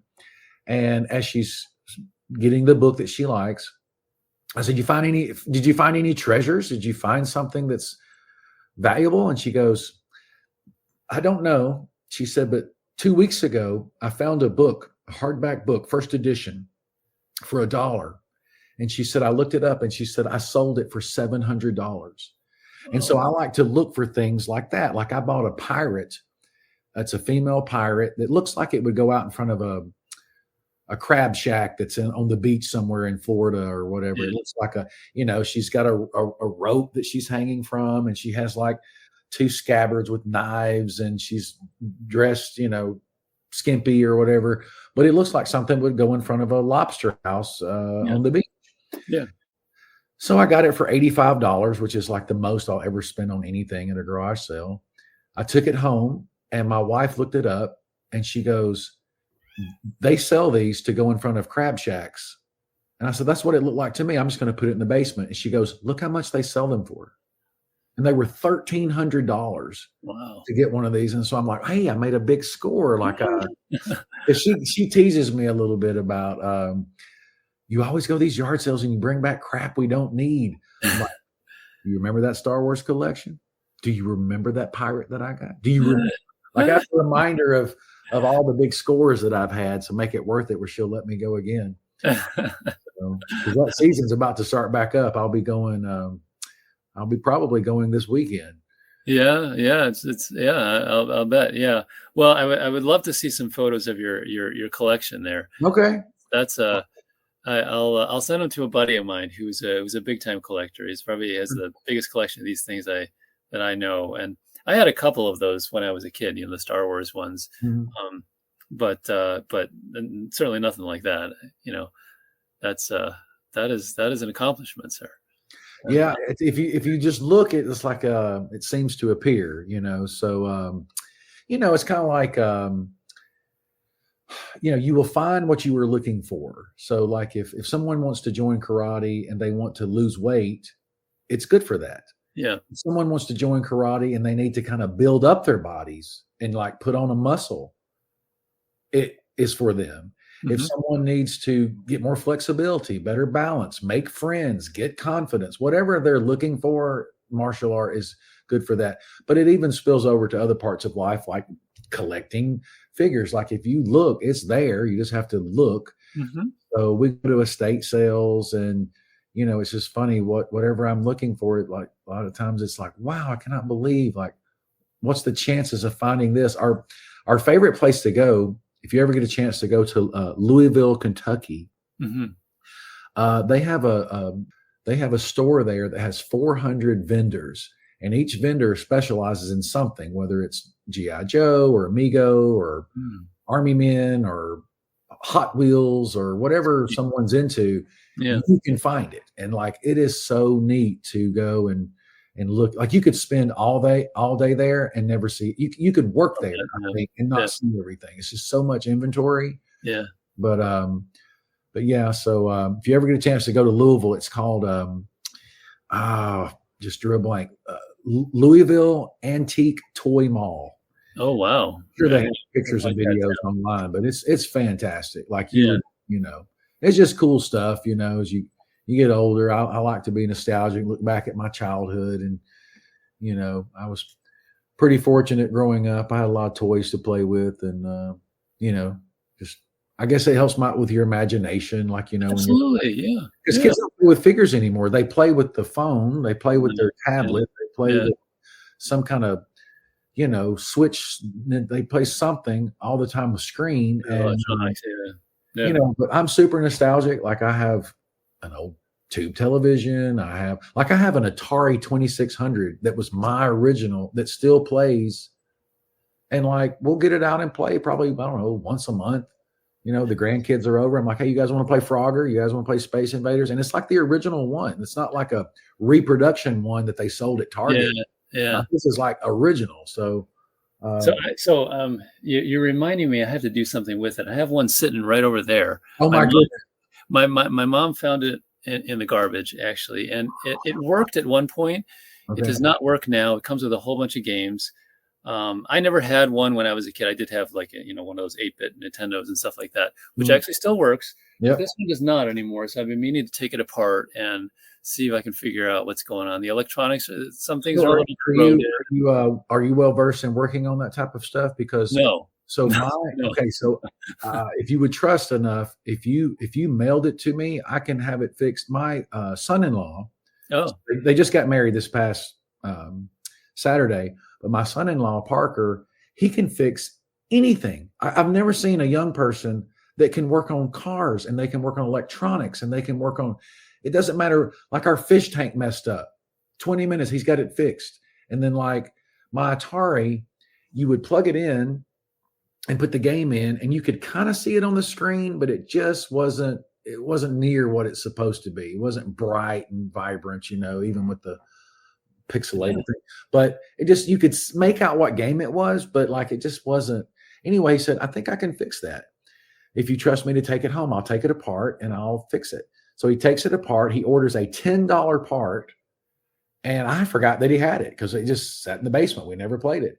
And then like for my birthday, he brings it over and he goes, happy birthday. And like we plugged it in and it plays every game. Wow. And like, wow, that's so cool, Parker. You can fix anything. And so I had an old Bill Wallace power stretcher. You sit on this stretching machine, crank, and this is not like the one that Century sells now that's like some kind of VersaFlex where your feet hang off. The leg pads are not long enough. Your feet hang off. Your knees are slightly bent. It's just not really good for you. This had the long legs and the crank. And you pull the handle back and it stretches you out. Go out to 225 degrees. I remember the ads. So during COVID, my dad got me one when I was 15. And it worked up until COVID. And we're making a video to put like on a video for my students to see while we're, during the pandemic and we're shut down for 2 months. So I'm like, hey, we'll do a stretching video and I'll crank that sucker out all the way. So I crank it out and the cable breaks on the video. I'm like, oh man. And so I asked Parker, I'm like, hey, think you can fix this? And he goes, well, I'll give it a shot.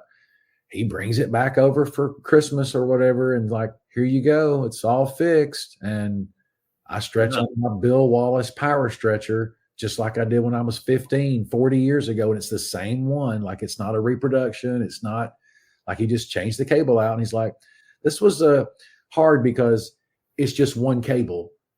He goes, I thought it would have been two cables that go. He said, but it was just one cable. And he said, you have to fish it all the way around. He said, I had it a couple hours. I had it fixed. Wow. He can fix anything. So if you want it fixed, I know a guy. I got an Atari. I got an Atari hookup. All right. Hit you up. All right. At the rate I get through things, that probably would be more efficient. So absolutely, I'm happy to pay him for his time. Yeah, absolutely. Yeah, I have. So in full disclosure, I don't know if you watched it, but I'm a big fan of this movie called The Rocketeer, and from early '90s. It's a great movie. If you haven't seen it, 1991.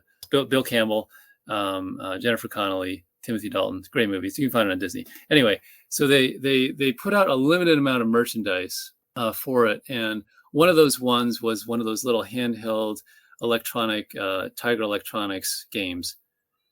And these things are horrendous. But you could, if for anybody who didn't have like a Game Boy or whatever, you get these things because they were cheap. They're like $15 or $20 at the store, and they put out them for any kind of like property. It was a money grab, but they were fun. When I was a kid. So I found one on eBay. It doesn't work, and so I have it in pieces here. I'm trying to figure out what's going on with it. There's some part of it that doesn't. I think you need to replace or whatever. Mm-hmm. It is, 30 plus years old, so it's not surprising that it wouldn't necessarily work. But yeah, it's interesting. I had one of the talkie thing. Okay, like in the Home Alone Part 2, and Kevin's going to go to New York, and he has this gray machine. He can put the tapes in it, and he's like, yes, and he like plays it back, yes, and he's like talking to. Yeah. And so I have one of those, and anyway, you could hear it, but like it was just muffled.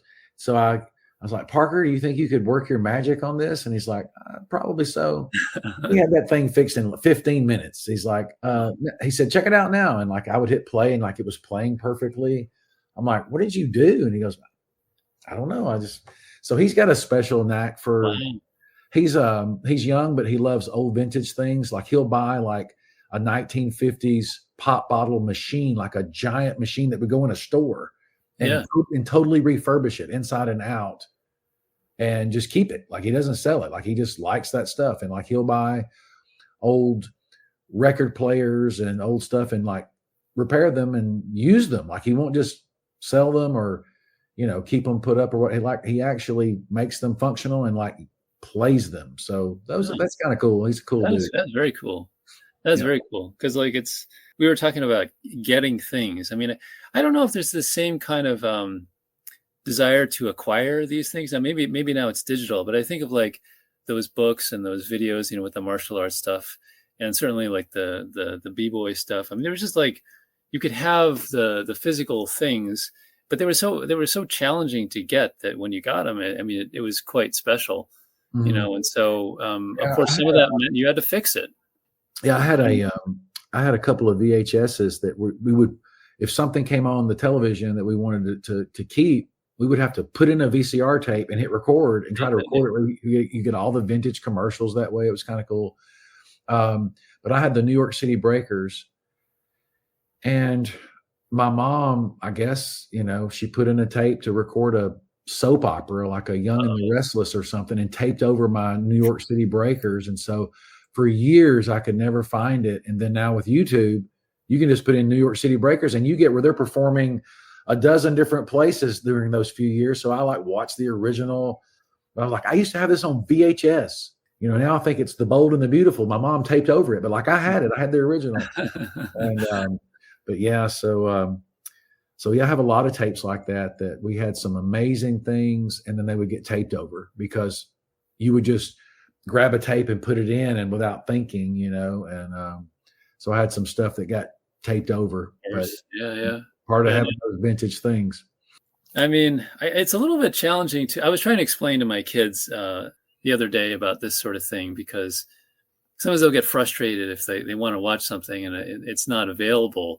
Like, you have to go buy it, or you have to, it doesn't exist on like I pay for Netflix, but if you want to get these other things, there's a zillion of these other services now. And it's kind of like the old days with cable, but it's not quite always on demand, and my wife and I were trying to explain to how television works, because we don't really watch TV all that much. And so when they'll go to like a hotel or something like that, they'll watch television just like kind of the old way. But, there's no guarantee of what you're going to get. It might be something you don't even want to watch. And for some reason, I guess that was, I don't know, maybe we didn't know any better. We just kind of, but to get frustrated with it, it's like, I don't want to watch this. Yeah.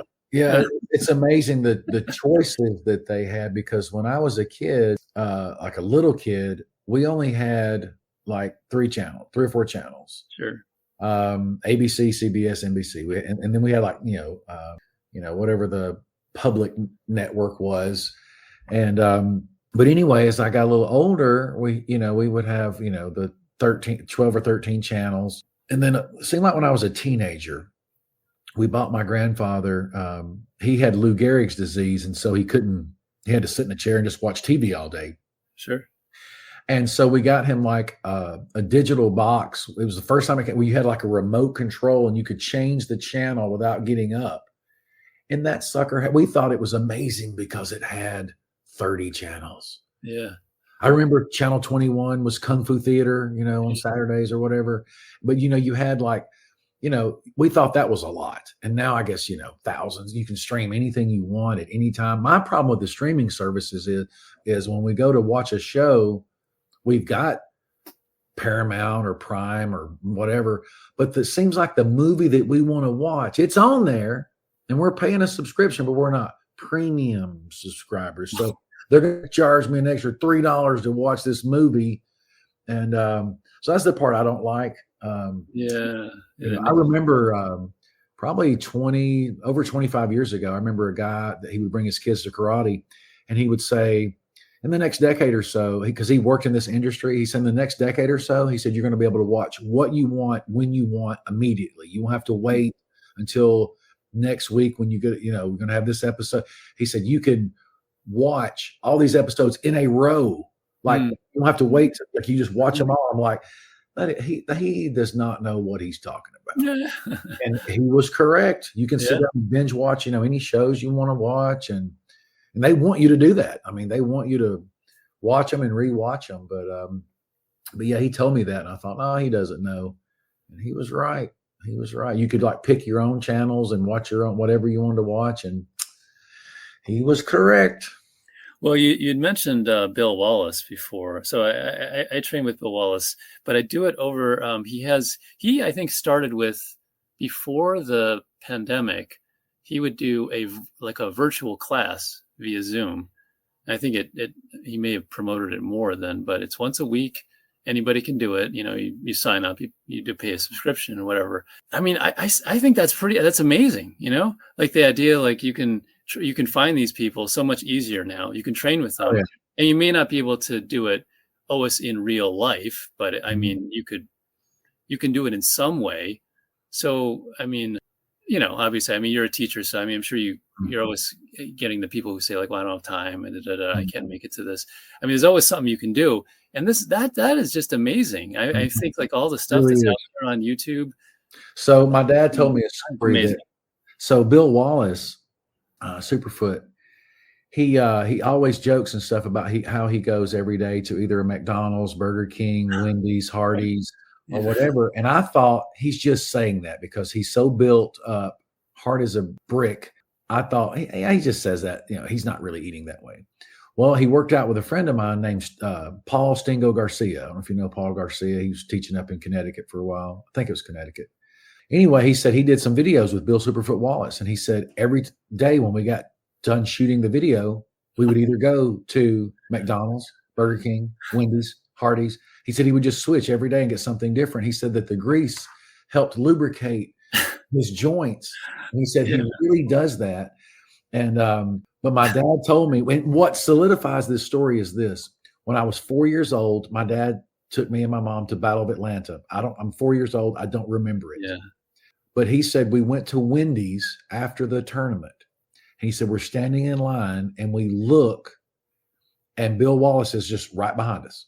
And he said, I turned around, I said, hey, Mr. Wallace, I'm Jimmy Webster. I just want to say hello. And I think you're awesome. And anyway, my dad said that Bill Wallace like rubbed me on top of my head.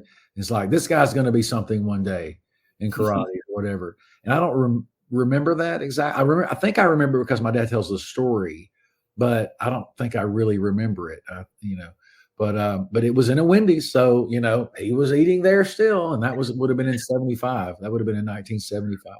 Well, yeah, you were blessed by Bill Wallace. I mean, he's still he said the guy's 78 years old. I mean, he still can do full split, straddle. That guy, I don't know. Every weekend he is in a different location. He's teaching seminars and stuff like that. This guy spends more time on the plane, and he always say, people will ask and they'll joke around with him because many of the people who are on the class, I can't always do them live. I mean, they're always taped, but if you do the live one, you can see the people who've been training with him for decades, and they'll ask him, hey, Bill, is there going to be ice cream at the event? Is there going to be burgers? And he's like, yes, there will be ice cream and burgers. Yeah, he's awesome. I remember he had to be 50 years old at this point, because it's been years ago, but still old enough that you would think when I'm 15, I'm like, well, how's this 50-year-old? He sparred Billy Blanks in an exhibition match and hit Billy Blanks with 32 hook kicks in 2 minutes. Like a world champion, Billy Blanks, who would kill most people. And Bill Wallace, it was amazing. His hook kick and round kick is just any angle and just the left leg. And, it was just incredible. The time I actually got to shake hands with him as an adult, and they were filming, him and Stingo Garcia were filming those videos.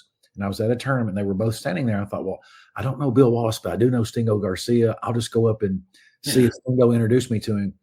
And I went up and I think it seemed like I either put my hand, now I wouldn't do it. I think it's too much in somebody's space, but I think after I met him, I told him it was nice to meet him. I kind of patted him on the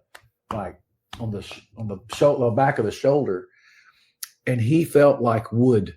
his body felt under that t-shirt. When I patted him on the back, it was all like muscles and knots. And I just couldn't believe somebody was 50 years old and built like that. Like, I was just so impressed. It was all, I guess blessed with good genetics. But I was going to say, like, I don't know how you eat like that and not, have at least, 3 heart attacks or whatever by the time you're that age. But yeah. I've been fortunate to get to, take a seminar with him, or like I said, private lesson with John Chung, or, just different ones over the years. Like when I did the TV show, I got to meet all the people that competed with. I competed with, but I didn't really know them. Like, we didn't hang out together. We were not like, when you're competitors like that, you're not enemies. You just kind of don't hang out together. You're just, because you want to beat them the next time. You're not getting too friendly with them. But just working on the show, we got to be like, brothers to each other, in the fact that you would kind of like crack jokes on each other. Like you could kind of pick on each other, but it was in all good humor and fun. But that we would just, we had a great time on that show. It was so fun. I'll bet. Yeah. Is there anybody in particular that you guys would train with, still train with or hang out with? So no, not in my case. No. I do remember when Pat Johnson was there directing, he had us all come out and work out with him. He had this thing he invented called the grab bar, and he had given one, like Chuck Norris had the total gym. Pat Johnson had the grab bar. Yeah. And the total gym, I guess, was very good marketing, but the grab bar, you could do like push-ups on it and dips and pull-ups, and had all these exercises you could do. And he said, I want you guys to come work out with me tomorrow. And I was super stoked. I'm going to work out with Pat Johnson. This guy was the referee in Karate Kid, like, Ninja Turtle director. And wow, it's amazing. And so we all show up. Hakeem, Chris Casamassa, we all show up. Mm-hmm. And he works us so hard. Push-ups, pull-ups, dips. I mean, we worked so hard. And we were working so hard that when you're doing the dip or the push-up, you were like, and he would say, don't make a face. He said, don't make a face, because all your energy is going to flex these muscles.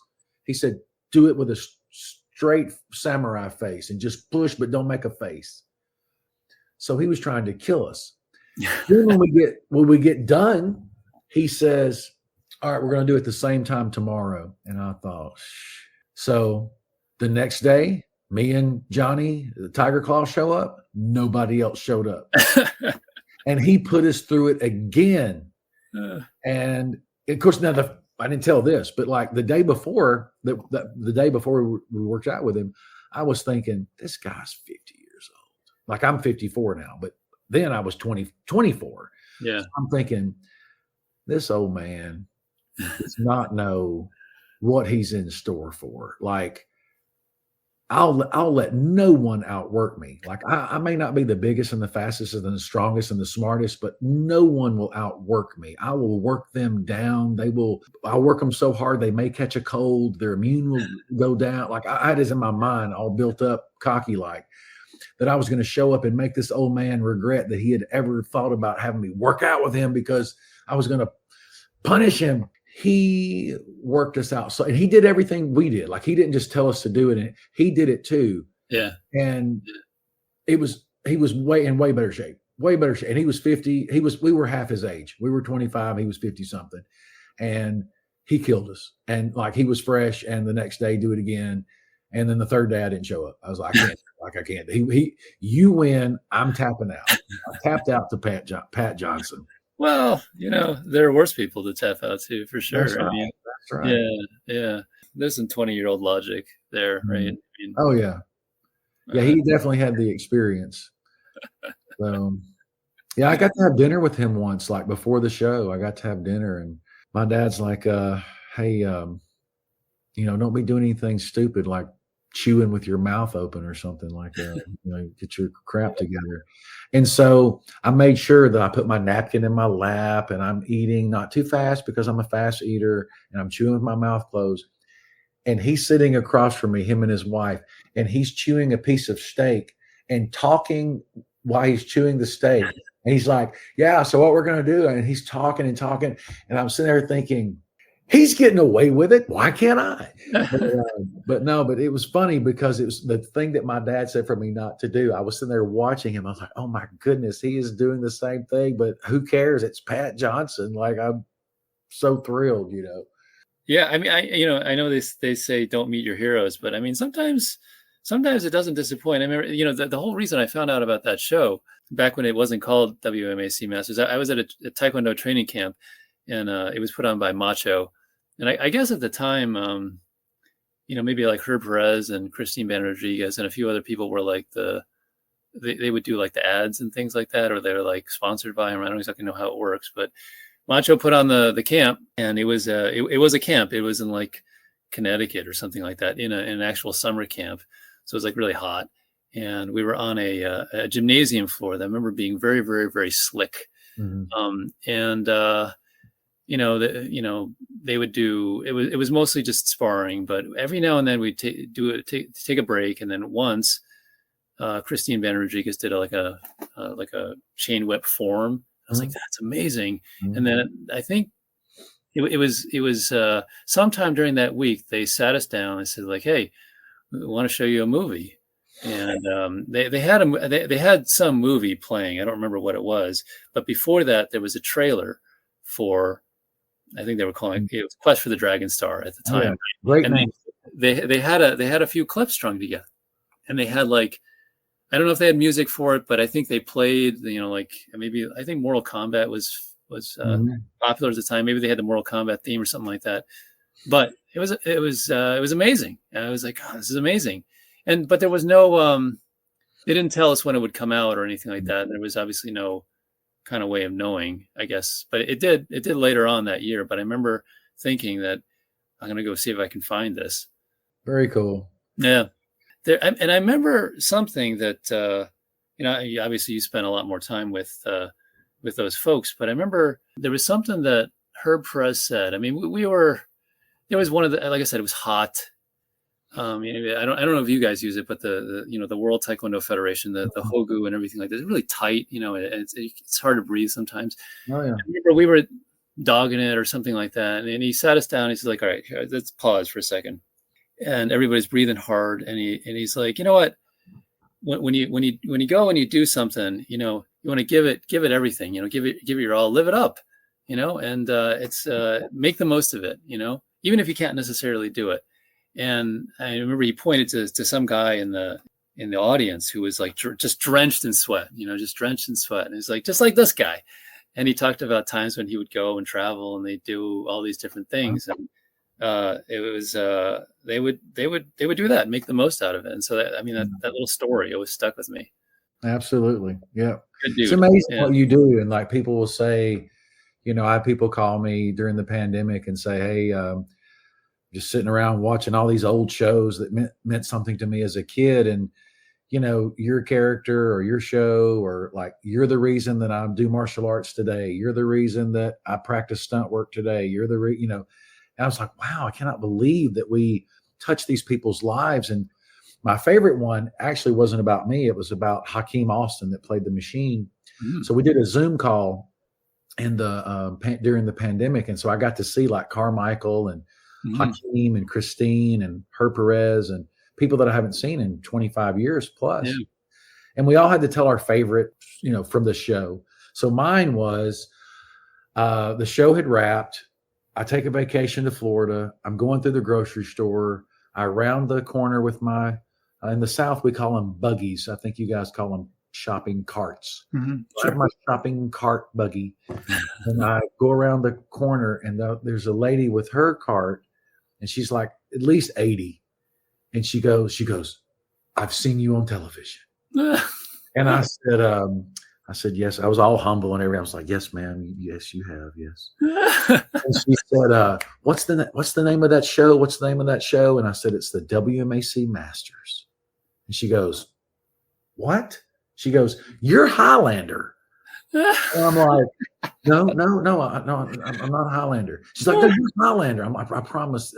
But I would get Highlander, and I would get Jason from the Power Rangers a lot. I think it's because we were just young and the kind of the same features and long hair and all that. And I had no beard or gray or anything back then.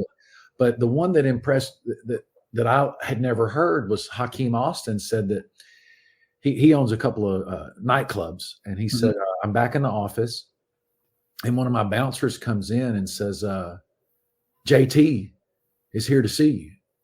And he said, I thought, who in the heck is JT? And he said, about 5 minutes later, the door opened and it was Justin Timberlake. And he said, I want you to know that you were my childhood hero, that I watched your show every week. And like, you were my hero. I just want to tell you, you're my childhood idol. And it's Justin Timberlake. And he's like, you're Justin Timberlake. And he said, you have no clue as a 12-year-old boy. Like he said, you were my hero. And of course, in my mind, I'm thinking, I think that means he knows who I am too. I think he would know, but maybe he didn't. But that's the story Hakeem tells, that he was like, that Justin Timberlake says that you're my hero. Yeah. Like, wow, to think that a famous person may have watched your show. But it means a lot to me that back in the day, my show, the WMAC Masters aired in my area on a Sunday morning, 7:30. Well, very few people are up. They might be up getting ready for church, but very few people are up at 7:30 on a Sunday. But my students would set their alarm and wake up so they could sit down in front of the TV and watch my show, because they felt like I was a local celebrity and they wanted to see it like what they considered live. I'm like, hey, we taped this a year ago, but they wanted to see it for the first time on television. Sure. I did. It was either Saturday or Sunday morning where I was. Most of your larger markets, like in LA or New York, it was on a Saturday morning, like at 9 or 10 o'clock, so that it's prime time. But in your small rural areas, it might be on a Sunday at 7 a.m. Like people didn't know it existed, and around here, but my students did. They would watch. Yeah. They would watch all the time. So. Yeah, I believe it, because there was only so many places to see martial arts stuff of that caliber. So well, I'll tell you this and let you go. So it's been a pleasure, by the way. So after the show wrapped, so we did 1995, 96. I used to go into toy stores back when they don't hardly have any toy stores anymore. It's very sad. It's pretty sad because all the kids do electronics. They don't play with figures, but. Yeah. I would just go and I would see, are any of my figures still on the shelf? Because in my town, I would go to KB Toys and just buy them out. Yeah. Well, I think I have the largest collection because I tell you have any WMAC Masters. What about the stuff in the back? You got a shipment in the back. No, we're not getting the shipment till next Tuesday. I'm going to be here when you open. When you roll the thing up at the mall, I'm coming in. I'm buying all that crap back there. So I would do it. And no, I just lost my train of thought. Oh, where am I going with this? KB Toys, you buy this. Okay, yeah. So it was like 4 years later. Nobody has WMAC Masters figures on their shelves. The show had been off the air for 2 or 3 years. They're not going to have, but I would always go look. So I'm in Minneapolis, Minnesota at the Mall of America, and I might go to the toy store there, and I go back to the toy set. I go to the section where they have the action figures. No WMAC, no big surprise. Yeah. But as I'm getting to leave, because at this time I had started collecting figures, the vintage Migos and the new stuff, and like any kind of figure I would just thought we're going to collect it. And I got rid of a lot of that stuff, but except the Migos. But so I'm leaving the store, and I'm like, they had this big bin that was you couldn't even reach around this bin. It was probably 3.5 feet tall. Humongous, full. It was probably filled with 200 figures, and there were 3 for $1. Wow! So I'm like, hey, I could look and find. Oh, there's a Batman. There's a Nightwing or whatever. So I'm looking up, and I look, and there is a Great Wolf. And I'm like, gotta get it. I'm in the 3 for $1. Yeah.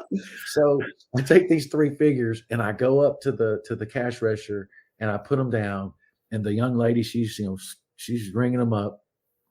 And so I pick up the Great Wolf figure, and I go and I put it like this. And I said, do you recognize this guy here? Does he look familiar to you? And she looks, and she looked back at me, looks me dead in the face. And she goes, I've never seen that person. I've never seen him before in my whole life. And I'm like, and I never told her. I just paid my money and walked out. But she's, I don't know who that is. And, so that's my style. Yeah. Didn't tell her any difference. I was just like, I just told everybody, I said, I just bought myself out of a bin 3 for $1. I've been reduced to 33.333 cents. So I think that makes it even better though, because you got it for a bargain. That's right. It's fun. It was funny. Yeah. So Yeah. I just like doing it, just to see. Absolutely. Oh, that's hilarious. Well, man, we've been going for 2 hours. That's all right. That's that. Yeah, I probably go all day, but I imagine I probably should let you get back to making a living. You got students. That's okay. Yeah. Yeah, it was great talking to you. Absolutely. So, where can folks go to find out a little bit more about you and your school and that kind of thing? Okay, so I'm like a dinosaur. So my son actually takes care of like our YouTube channel. Mm-hmm. We have a Facebook page with like videos and stuff on it. I think he has like Instagram video. I can't remember what. I just let him do it all. Like I just show up. I literally go teach class every day, and then like work out on my own a little bit. But I do a lot of workouts like when I'm just teaching class. Sure. Like I'll do push-ups with one class. I'll do sometimes 6-7 classes a day. So I'll do push-ups with one class, stretching with another class, kicking with another class, sparring, grappling, some jiu-jitsu with another class. So, after 5, 6, 7 classes, I've had I don't usually work out a lot, on my own, but because I'm just constantly moving with those kids, and that'll keep you young, if you want to absolutely try to follow a kid around. And but yeah, so they could probably, message me on Messenger on Facebook. Like there's videos. We probably have 300 videos on Facebook and probably 100 or 200 on YouTube. It's Webster Martial Arts. Webster Martial Arts is the YouTube channel, Webster Martial Arts Academy, maybe. Mm-hmm. And then the Facebook one, we have 2 Facebooks. So we have the Webster Martial Arts of Decatur and the Webster Martial Arts of Madison, because we have that other location in Madison. Mm-hmm. I do a little bit of everything. Like I offer homeschool classes. I offer preschool classes, and sometimes I go to them. Like they don't come to me. Like I'll go to a preschool. Like tomorrow I'll be at a preschool where I have like 17 little 4-year-olds practice for 30 minutes. And then Friday I'll have a homeschool class, and I'll have like a women's self-defense class on a Saturday, or I'll have a kid's birthday party. Mm-hmm. So I'm constantly doing a morning class or a private lesson or something constantly. Yeah. But that's the way I like it. I like to stay busy, and, it pays the bills, and I get to stay in shape at the same time. And so, Yeah, absolutely. Well, I'll link to those in the show notes. I guess I actually don't know if people do this or they do it anymore. I mean, is this thing like if someone's traveling to your area, if they're just going to happen to be like, if they're going to be in Huntsville, mm-hmm. or whatever, is some schools are more open to this than others. Like someone just popping in and say like, hey, can I train for a session or something like that? Is that something that you guys do? Yep. So we typically do like a mat fee. Mm-hmm. Yeah. It's like $20. Yeah. And they can train their class that day. They could come in the morning and come again in the evening. Like they could do both for their $20. But my school is really easy to find. So let's say someone flew into to Huntsville, and when you're coming towards Decatur, there will be a Tennessee River bridge that you would cross. And once you cross that bridge, I am exactly 1/2 mile down on the right from the bridge. So once you cross the bridge, you go 1/2 mile. I'm on the right. You'll pass there's like the big public library, and then there's like a brand new bank that just got built, and then I'm the very next business. And so we have the coolest mural in town. It's a painted war horse, and it covers the whole outside. Oh, nice. Yeah. People come up all the time and say, can I take a picture in front of your mural with my motorcycle or I'm like, this is awesome. This is why we did it. Like, take all the pictures you want. And so it's pretty well-known landmark, because we've had that mural for 3 or 4 years, but we've been on that corner teaching karate since 1985. My dad bought that building when I was 15. Yeah. So it's not a big building. But we have like super nice super nice mats. We have the Fuji mats, and everything's got the cool mural outside, and everything on the inside's been redone last year. So we have LED lighting and brand new mats, and everything's all painted fresh and new seating. So it's great. If anybody wants to stop in, they can stop in and meet me or get me to sign. It's funny because I haven't signed anything in a lot of years, but like during COVID, I had like stuff that would just arrive in the mail, and I would open it up, and it would say, "Hi, I'm so-and-so from, wherever." And they'd say, "You were my hero when I was a kid, and will you sign this for my children? Like, I want you to sign this T-shirt and mail it back to me." So I would like sign stuff and then put it back in the mail for them. And if anybody wants to stop in and say hello or train me. Absolutely. Yeah. Well, that will be, I'll put that in the show notes. We'll link to that. Yeah, it's been a real pleasure. I mean, like I said, part of the reason why I want to learn windmills. So. Wow, really? It is because, like I said, like there was, I grew up in the 80s, so I was not necessarily a stranger to seeing that kind of stuff like that, but you hit at the right, it's like a sort of an intersection, you hit at the right time. And I'd been involved in martial arts for a little while and stuff like that. And I was like, I want to learn that. And here's someone doing it on TV. I don't think I had the foresight to tape it. I should have, but you just had to kind of go by memory. And I still have my, from my breakdancing days, we had a crew called the Backstreet Breakers, and we had these windbreakers that we had the Backstreet Breakers embroidered in the side. So I was Dr. Rock. You're the first person I've told that in years, but I still have the jacket. It doesn't fit me anymore. But Tiger Claw, his little nickname was Little John, and he was anything but little. And then I was Dr. Rock, and then we had Scurvy and Higgy, and we all danced together. And that's hilarious. So, and we would I remember my record on backspins is 23. So if anybody wants to try it, I can't do that many anymore, but we had the best. Breakdancers would search for the best cardboard. Like you wanted the thick, freezer refrigerator box, and it had to be like it was new with nobody's being walked on it. And we had those slick jackets. And I remember one time we set it down.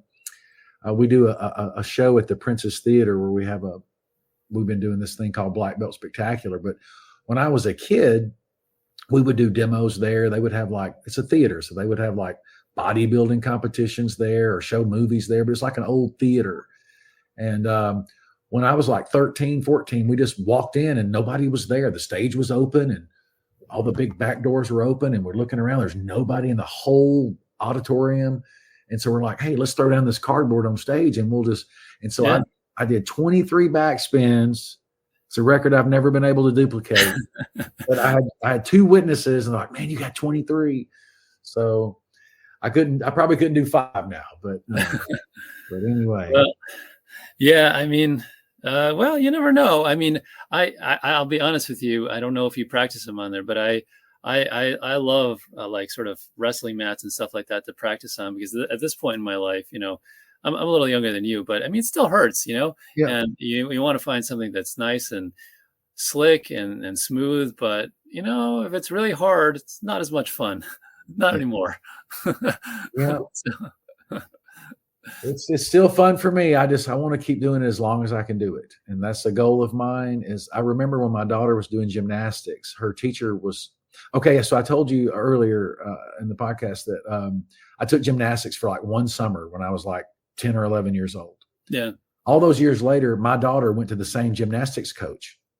And I remember Miss Calvin, when Caroline was taken there for a few years, Miss Calvin turned 80. And she did 80 cartwheels on her 80th birthday.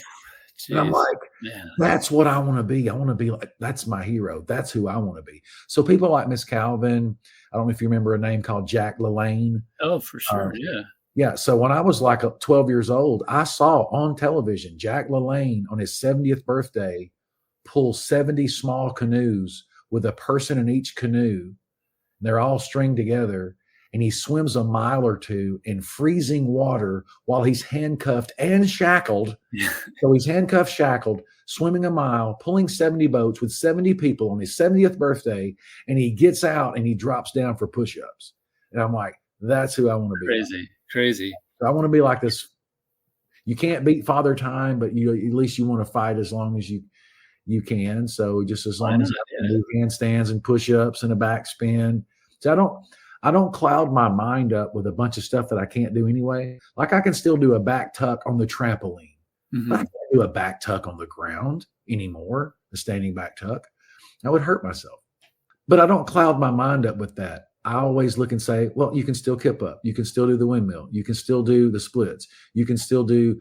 And so I list the things that I can do. And I don't really worry so much about the stuff that I can't do anymore, because why would I cloud my mind up with a bunch of stuff I can't do anyway? You always want to keep body changes. Yeah. You want to keep your mind, because we all are going to be like that one day. So you just see what you can do as long as you can and just keep going. Well, if you have the, what would I say, the inspiration, I guess, or whatever. Yes. Send me a video of you doing some windmills, in your school or whatever. Yeah. All right. I'll send you some of mine. Well, it's interesting. So I just did them the other day. Well, you had contacted me because I didn't know what you looked like.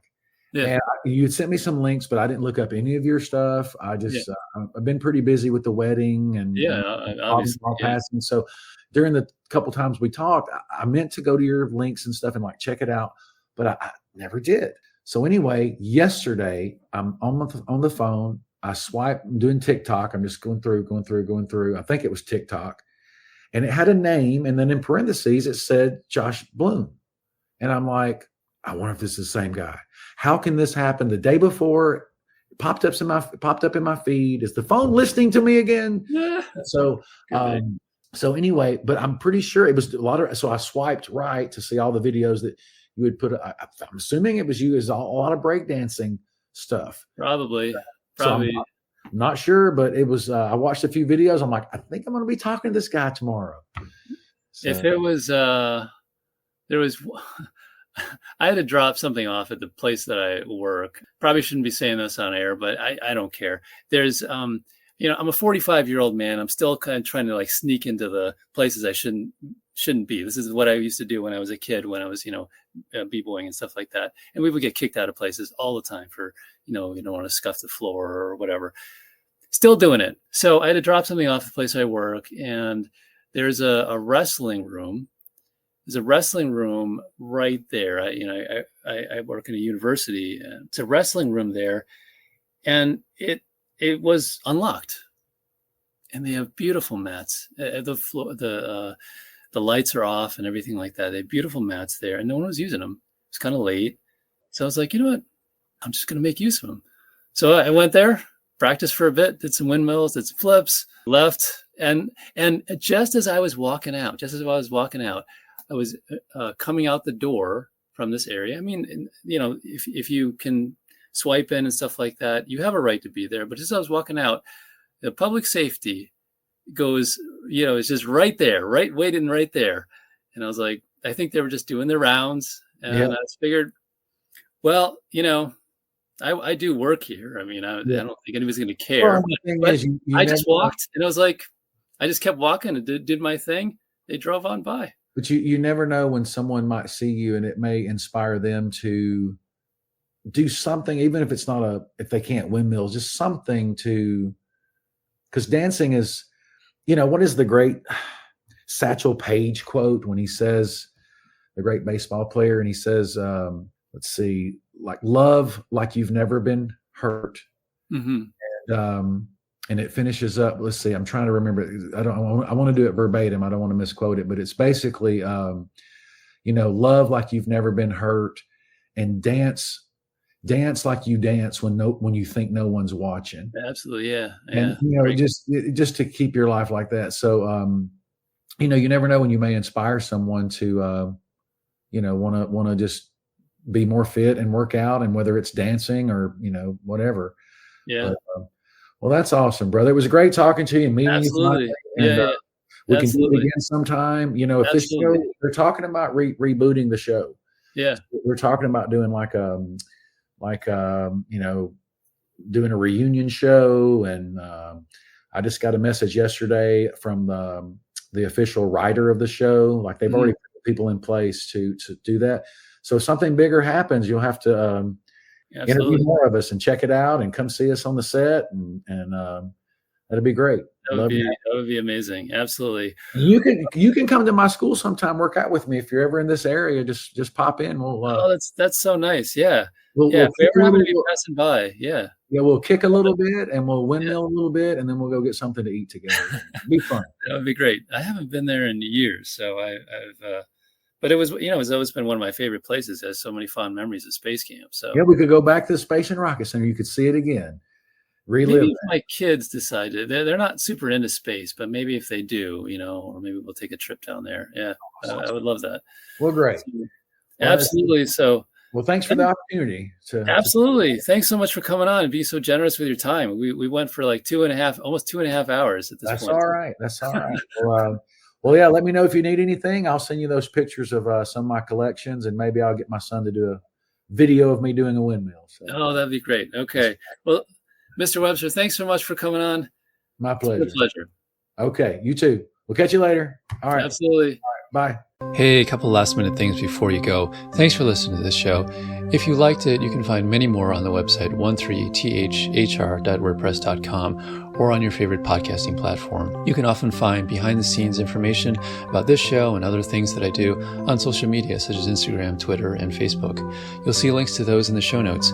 Sometimes people will ask me, how can I help contribute to the show or other things that I do? And probably one of the easiest ways is by going over to Facebook and looking up the Facebook group called 13th Hour Arts. And it's a place for not only to discuss these kinds of things, but also for you to share your own creative process and the things that you're doing that bring meaning to your life. You can also do things that are entirely free, such as leaving a review for a book, music, this particular podcast, share it with friends, subscribe to this podcast on your favorite platform. Email me, writejoshuablum@gmail.com. I'd love to hear your suggestions and comments. You can also leave a one-time donation over at Ko-fi, and that's ko-fi/13thr. It's basically like a virtual tip jar, kind of like the sort of thing like a piano player might have at a bar or something like that. For a small amount, you can also leave a donation on a monthly basis at Patreon, and that helps bring new things to this particular show and to support future projects. And that's at 13th Hour Arts. It's also a place for patrons to share their own creative process and the things that bring inspiration and meaning to them. I hope by sharing a little bit of the creative process in this particular show, it gets people to cultivate that aspect of their own life and to remember that those things are important, even if you are an adult and you may not have time for it. Hopefully, by paying attention to those aspects of your own life, you can remember your own dreams and aspirations and help create a world and make a world that you want to be in. And at the end of the day, that's sort of what the 13th Hour is about. So thanks as always for listening, and I'll talk to you guys next week.